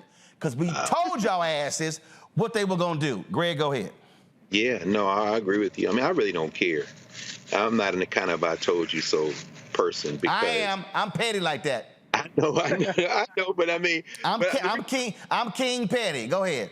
No, it's not pettiness, man. I mean, part of it, I think, is just, I don't want to say frustration, but, you know, it's a situation where we've seen this before. We are in uncharted territory, but we're also not. Go back through the history of this funky place and see where there have been spikes in moments of open violence. I keep referring to the 1850s, but you can come to the 1920s and 30s and the huge anti-Catholic movement when they were still forming whiteness. You can see the attack on the Japanese and others. These moments come just before inflection points, and they've been building this inflection point since the 1960s. They finally have their numbers straight. It really doesn't matter in some ways whether the Democrats win or lose the White House with regard to these white nationalists. All the pretenses have been dropped. And when we start talking about taking a folding chair to people, I'm all for it. But my thing is, that means we're going to have to do it. Brian Kemp, the governor of Georgia, for example, gets no credit for saying anything about Fani Willis. Why? You, sir, are white nationalists. You purged hundreds of thousands of black people off, and you stole an election from Stacey Abrams. You, sir, get no credit. See, our problem is when somebody white acts like they got a little bit of sense relative to a nut, the way Reese just said, we say, well, they sound a little bit. Nikki Haley is insane. Understand that she is polling neck and neck or a little bit above Joe Biden if you put her in a matchup, because people might say, well, Vivek is crazy and we don't want Donald Trump. So Nikki Haley seems like, no. You got to take the proverbial, the metaphorical white chair to all of these white nationalists. And there can't be any moment by moment peace. Yep. When you see somebody like Joe and Mika on Morning Joe, you know what you're looking at? You're looking at their friends. So this oh, what's going on now? No, hell no. Y'all guilty too. You platform these people. Yep. These boys gonna run it till the wheels fall off. And my question to everybody now watching this and the people who need to spread this is this: will you support a place that is going to speak truth to power, or you just gonna be along for the ride? Because understand, if they get back in power, you better get the strap. And if they don't get back in power, you better get the strap, because in America, you can kill a black woman or a black man in the street and have nothing to do with it. You can kill them in jail. You can kill them in the dollar store. You can ride up in their colleges. You can slap them around in the park. Nobody get in trouble. So it's already happened. The only question is, when are we going to get off the mat? And just in case y'all thought what Greg said, well, y'all must have maybe went too far. I'm going to go to break. This is Mike Huckabee. And this is what this Yahoo said just the other day. Do you know how political opponents to those in power are dealt with in third world dictatorships, banana republics, and communist regimes? Well, it's simple. The people in power use their police agencies to arrest their opponents for made-up crimes in an attempt to discredit them, bankrupt them, imprison them, exile them, or all of the above. And if you're not paying attention, you may not realize that Joe Biden is using exactly those tactics to make sure that Donald Trump is not his opponent in 2024. Here's the problem. If these tactics end up working to keep Trump from winning or even running in 2024, it is going to be the last American election that will be decided by ballots rather than bullets.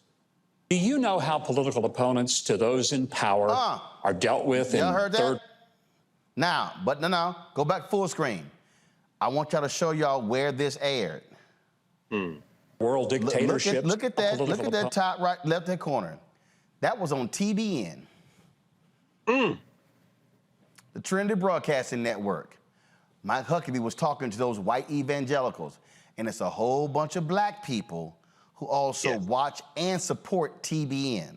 That's See, right. Y'all need to understand. Remember when Daystar also tripped out and they edited one of my pastor's sermons, Ralph West, for some political comments that he made, and he was critical, and he went off on them for doing so. This is what they're also doing. They're even using those Christian TV networks to drive their Christian fundamentalist agenda. Y'all don't sit here and I just told y'all, the rich white guy out of Detroit, Kevin Adele, who owns the Word Network, who had that black radio station in Detroit, 50,000 watts, what did he do? Just flipped it to a right-wing radio format featuring Glenn Beck, Clay Travis, and Buck Sexton. Making money off black folks with the word network, but then now trying to do right-wing radio. I'm trying to tell y'all, don't give these folks an inch. Going to a break, we're gonna come back, we're gonna talk to a lawyer. How the hell does a judge have him show up in chains for a civil suit? He'll explain next, right here in Roland Martin Unfiltered. You're watching us right now, folks. Support us in what we do. Your dollars are critically important. The work that we do, folks, is not easy. You got a lot. Let me tell y'all right now, there are advertisers. They tell us, oh, we brand safe. So we don't want our ads running in news and opinion shows. Yet I see their ads on Fox News. Yep, all the time.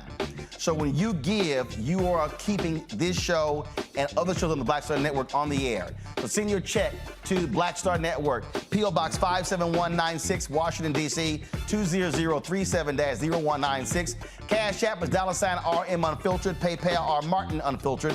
Venmo is RM Unfiltered. Zelle, Roland at RolandSMartin.com, Roland at RolandMartinUnfiltered.com.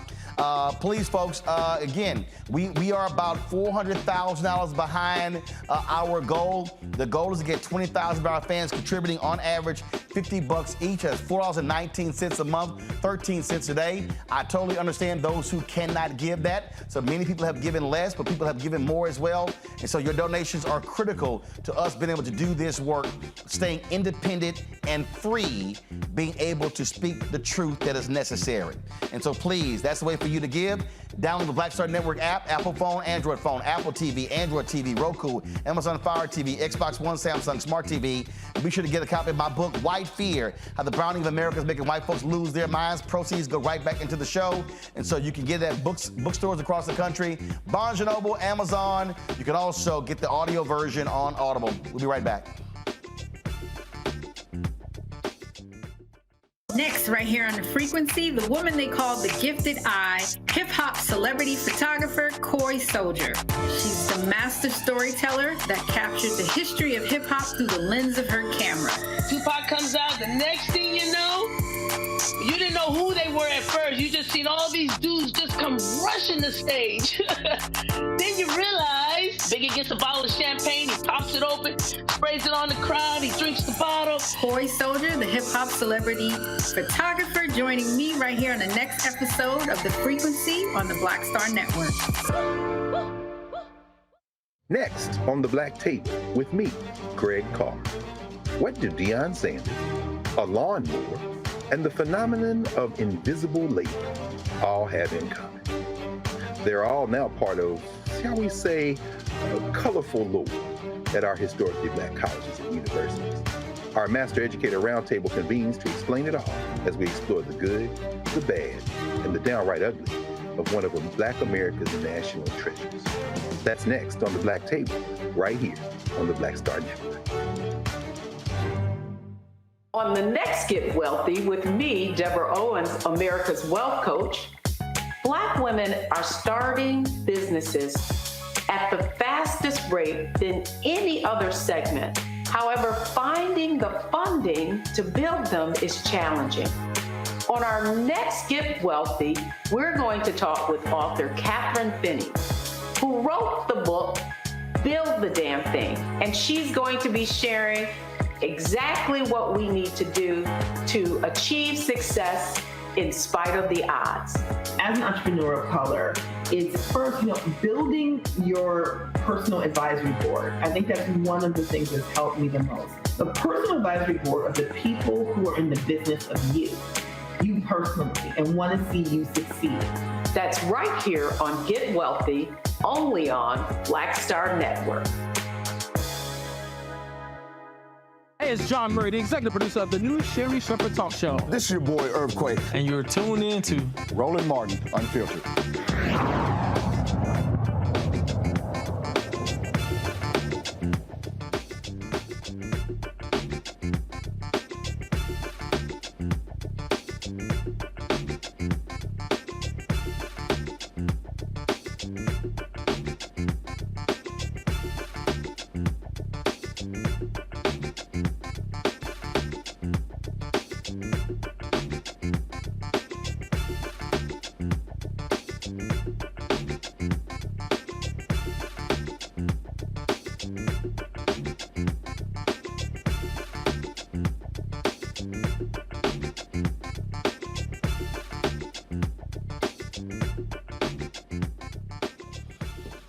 Folks, on May 3rd, a Black Pittsburgh lawyer and former NFL player says he was arrested, dragged into an Allegheny County courtroom in shackles, given 15 minutes to negotiate a civil lawsuit to regain his freedom.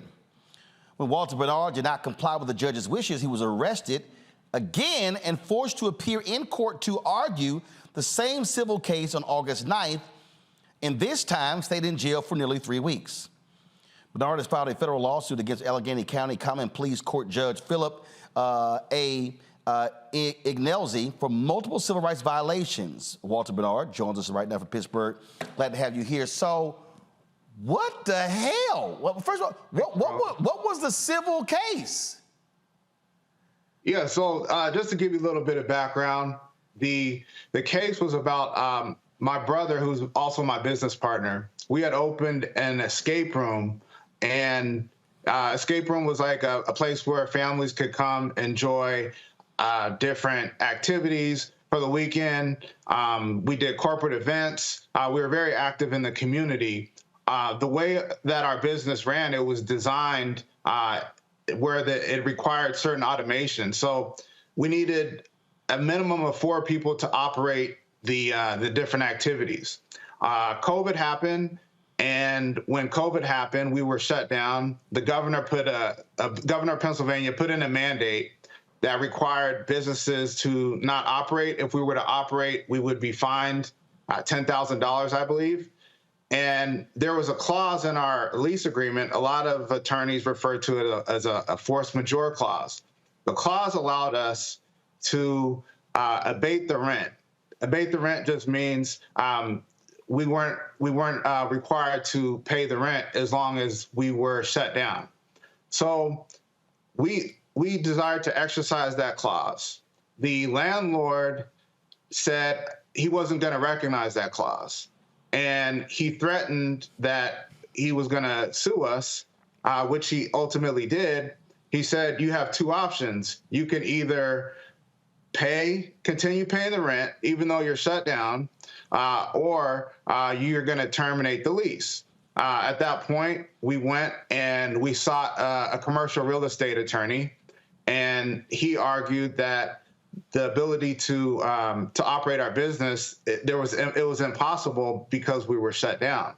So landlord goes and he says, all right, well, does that mean you're going to terminate the lease? Our landlord sent, our attorney at the time sent the landlord a notice and said, because you're not going to basically exercise or follow and adhere to the terms of the lease, we're just going to, we want to terminate it.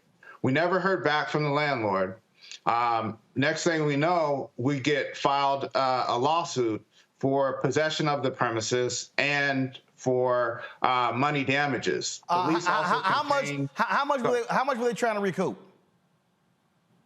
They were trying to recoup $100,000 because the lease contained an acceleration clause. Okay, but what I'm confused by is, how does a judge order you to settle a suit and then have you arrested in shackles in a civil case?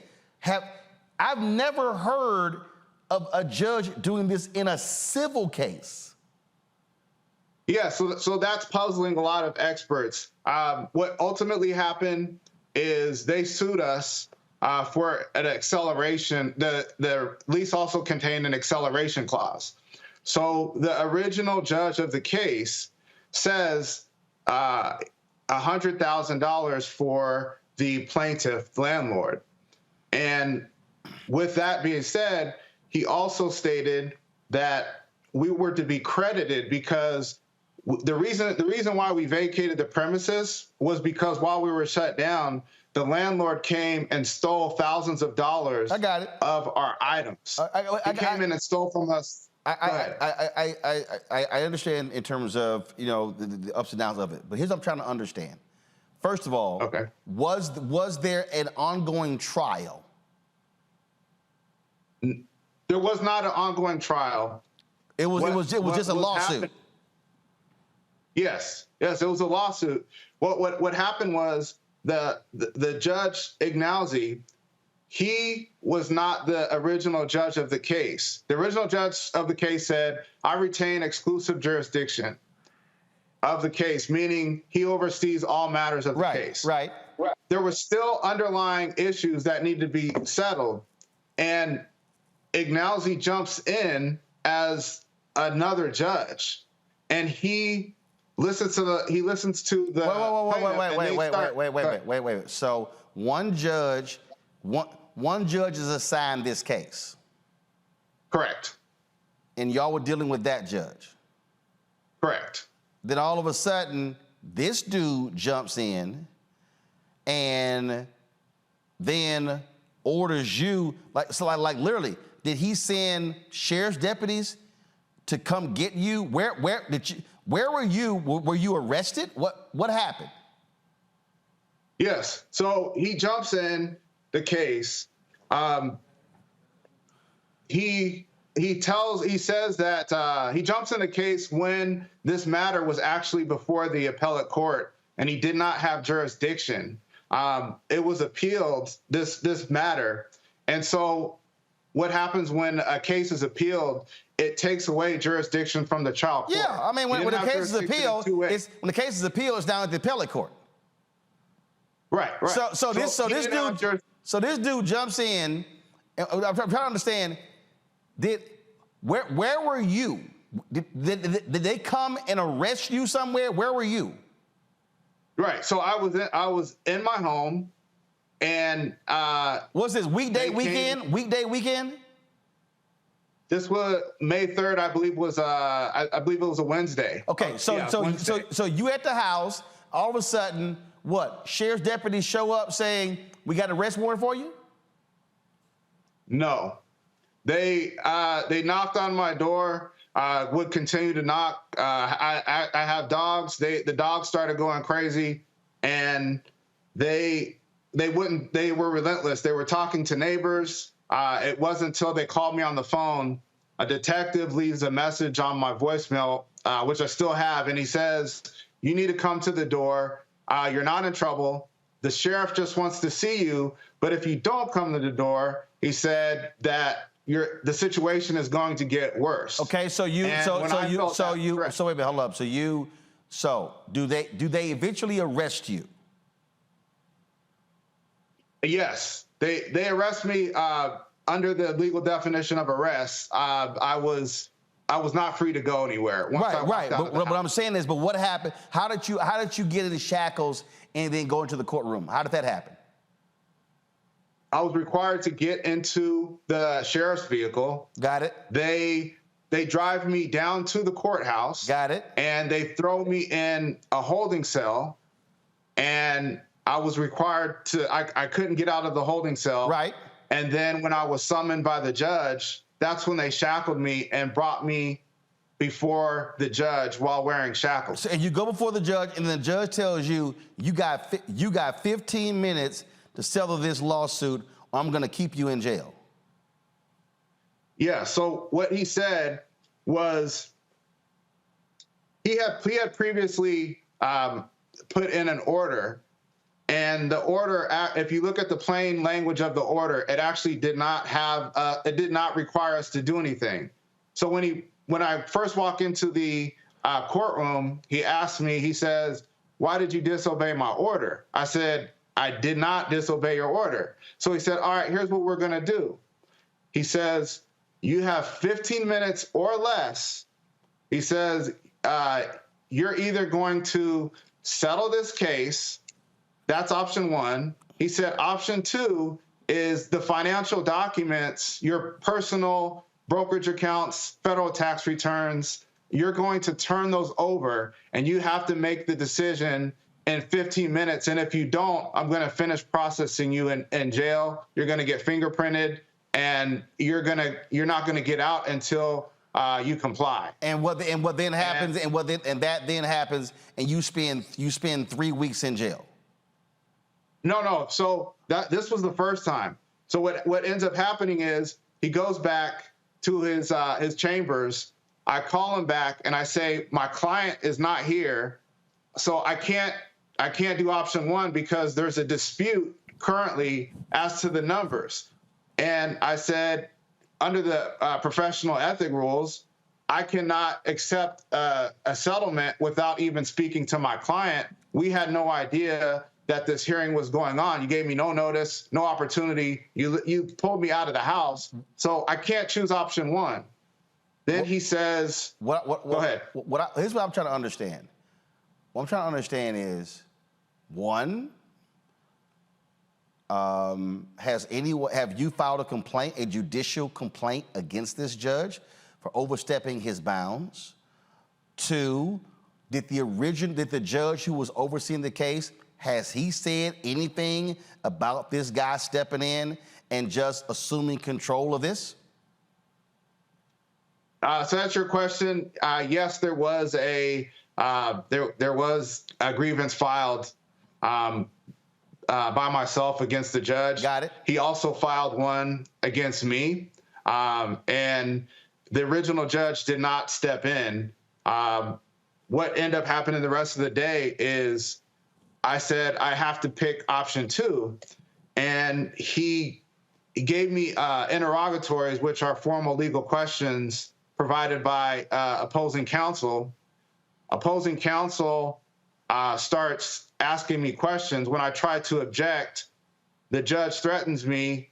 You're not allowed to object. If you continue to object, I'm going to put you in jail. So I'm answering these questions under duress. I don't have documents. He's asking me about stuff that I felt. And questions persist, and you eventually get put in jail. So no. So he lets me go, but he tells me that I have 10 days to produce the documents. Okay, so this happened in May. This happened in May. Yes. Okay, this happened in May. All right, so you file a lawsuit. Okay, where does the case stand? First of all, has the appellate court ruled on this case? So what ended up happening is the appellate court ended up quashing the appeal. They never end up ruling on the matter that was on appeal. However, while it was on appeal, he issues a contempt order against me. Wow. When he didn't have. Go ahead. No, I'm saying, wow. I mean, I'm just trying to understand. I've never heard of, a case waiting an appellate decision and the judge stepping in here. I got about 60 seconds left. I got to ask you this question here. All right, so you filed a lawsuit. You filed it against this judge? Yes, I filed it against this judge. But while the lawsuit was pending, he comes back when I'm at a hearing in August the 9th. I'm at a hearing and he causes me to be arrested. And then he leaves me in jail for 21 days. And I had no ability to get out. In Pennsylvania, when you're picked up on a warrant, such as I was picked up on, you have 72 hours to get released. He refused to hear my case within 72 hours and left me incarcerated. We tried to file an emergency motion to get me out based on my civil rights being violated under the 72-hour rule. And he refused. I wrote a check while being shackled in court on August the 21st. And after writing a check just to try to settle the case, it remained in jail for another week. And that's after we settled the case. That is absolutely crazy. Well, hopefully you will get some recourse in this absolutely crazy case. I've never heard of a judge, again, having somebody brought in and then they're shackled in order. You got 15 minutes to settle a civil suit. That's just absolutely crazy. So let us know what happens next. All right, thank you. That is, but this goes to show you, Lauren, again, the crazy legal system we have. And for all those people out there, Lauren, who say judges don't matter. Thank you. Well, there we are. Obviously, judges do matter. There's some antebellum South stuff, but it's not in the South. It's in Allegheny County in Pennsylvania. I don't understand how this hasn't been dealt with already. Obviously, it's almost like it was kidnapping or something. It's sort of a strange situation. Anytime you talk about shackles as somebody with a nonviolent offense, and in this case, a civil litigation moment, it makes no sense. It sounds like the judge has some sort of had some sort of attitude of, I'm going to show this guy, I'm going to show you, who's in charge here, and obviously overstepped his authority. The thing I tell people all the time, Reese, is understand judges have significant power. I mean, look at the judge. Remember the woman in Philadelphia in the Meek Mill case, the decision that she made? And so again, it trips me out when I hear these people who say, oh man, these judges that abide that point, that shit don't mean nothing. I'm like, you out your damn mind. Right. And this judge. And this is not a federal judge, but whether you're a federal judge, a state judge, or a local judge, judges have power, and they can abuse that power.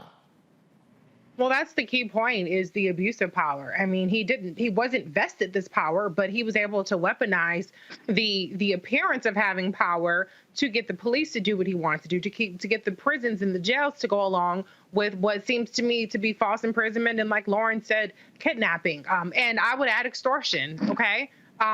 When you are basically doing the bidding of a business owner to extort money, tens of thousands of dollars, out of a person under duress. This is absolutely an outrage and disgusting. And unfortunately, this person, without any other recourse, is on the bench until 2030. And so it absolutely does matter who you put on the bench. It matters who you elect, who will appoint judges in cases where judges are appointed. And so this is just another one of those issues. And the fact that this is civil and it's turning into a carceral situation for an attorney, throw respectability politics out the window. There's no profession, there's no socioeconomic class that can shield you from being Black and from white power being weaponized against you. Look, we see what happens here, and again, you can be an attorney, Greg. It don't matter when one of these judges get a bug up their asses. And keep in mind, was it I'm trying to remember, was it Connecticut or was it Pennsylvania, where you had that judge who was in cahoots and he got a whole lot of money and he was throwing Black kids in that private prison? Again, This is why I keep trying to warn people. Stop sitting here saying that these judicial races don't matter. They don't matter until one of your family member get in trouble. That's exactly right. And as Reese said, he's on the bench till 2030. It's an elected position. I don't know who this guy Ignelzi is. I don't know what his record is. I know he practiced many years in the courts there in Western Pennsylvania. But, it's very important. I mean, there are a couple of things. I mean, first of all, if this is for any law student who's taking professional responsibility at law school, or any lawyer will tell you this has the potential not even to be over with this foolishness, because this boy done filed a lawsuit. Not a lawsuit. He's filed a complaint with the Pennsylvania Disciplinary Board against Brother Bernard. That might interfere with his ability to practice law. Now, Bernard, of course, has filed a complaint with the Pennsylvania Judicial Conduct Board against Ignelzi. But as you asked him, Roland, this becomes very curious because, Judge Hertzberg, the original judge, the judge who was on the case who said he exercised exclusive jurisdiction, ain't opened his mouth yet. Now, both those investigations are ongoing, but it reinforces another point that needs to be made. Just like there's a blue wall among the bounty hunters that we call the police, there's a black road wall among judges. Yep. So you have to be real careful. I mean, y'all gonna back this boy on this? But I tell you what, if he prevails on it, watch how it flips very quickly. And finally, this man wrote an $80,000 check and still went to jail. I ain't got $80,000 to write a check for. Now, I can't even imagine what that felt like.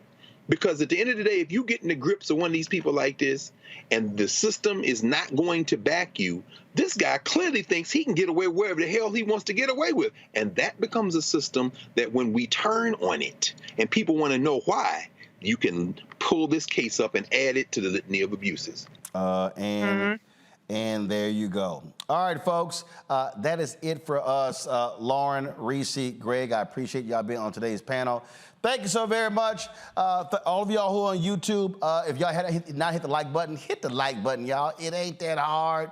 Hit the like button. It impacts the algorithm. Trust me, that impacts the revenue we generate. Speaking of revenue, support us in what we do. Join our Bring the Fuck fan club. Send your chicken money order to P.O. Box 57196, Washington, D.C. 20037-0196. Cash App, $RM Unfiltered. PayPal, R Martin Unfiltered. Venmo is RM Unfiltered. Zelle, Roland at RolandSMartin.com. Roland at RolandMartinUnfiltered.com. And of course, support us in what we do. Download the Black Star Network app, Apple phone, Android phone, Apple TV, Android TV, Roku, Amazon Fire TV, Xbox One, Samsung Smart TV. And be sure to get a copy of my book, White Fear, How the Browning of America is Making White Folks Lose Their Minds. Available at bookstores nationwide. Of course, Target, Books A Million. Get it from Barnes & Noble, Amazon. Order the audio version on Audible. Folks, that's it. I'll see y'all tomorrow. Shout out to my Houston Astros. They beat the hell out of the Texas Rangers. 16 home runs in that series. We coming for y'all asses. And the rest of y'all people who the Yankees fans, yeah, I'm sorry.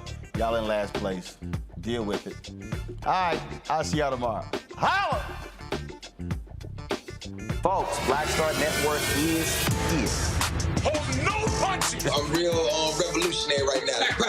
Support this man, Black Media. He makes sure that our stories are told. Thank you for being the voice of Black America, Roland. Hey, Black, I love y'all. All momentum we have now, we have to keep this going. The video looks phenomenal. See, this difference between Black Star Network and Black-owned media and something like CNN. You can't be Black-owned media and be scared. It's time to be smart. Bring your eyeballs home. You dig?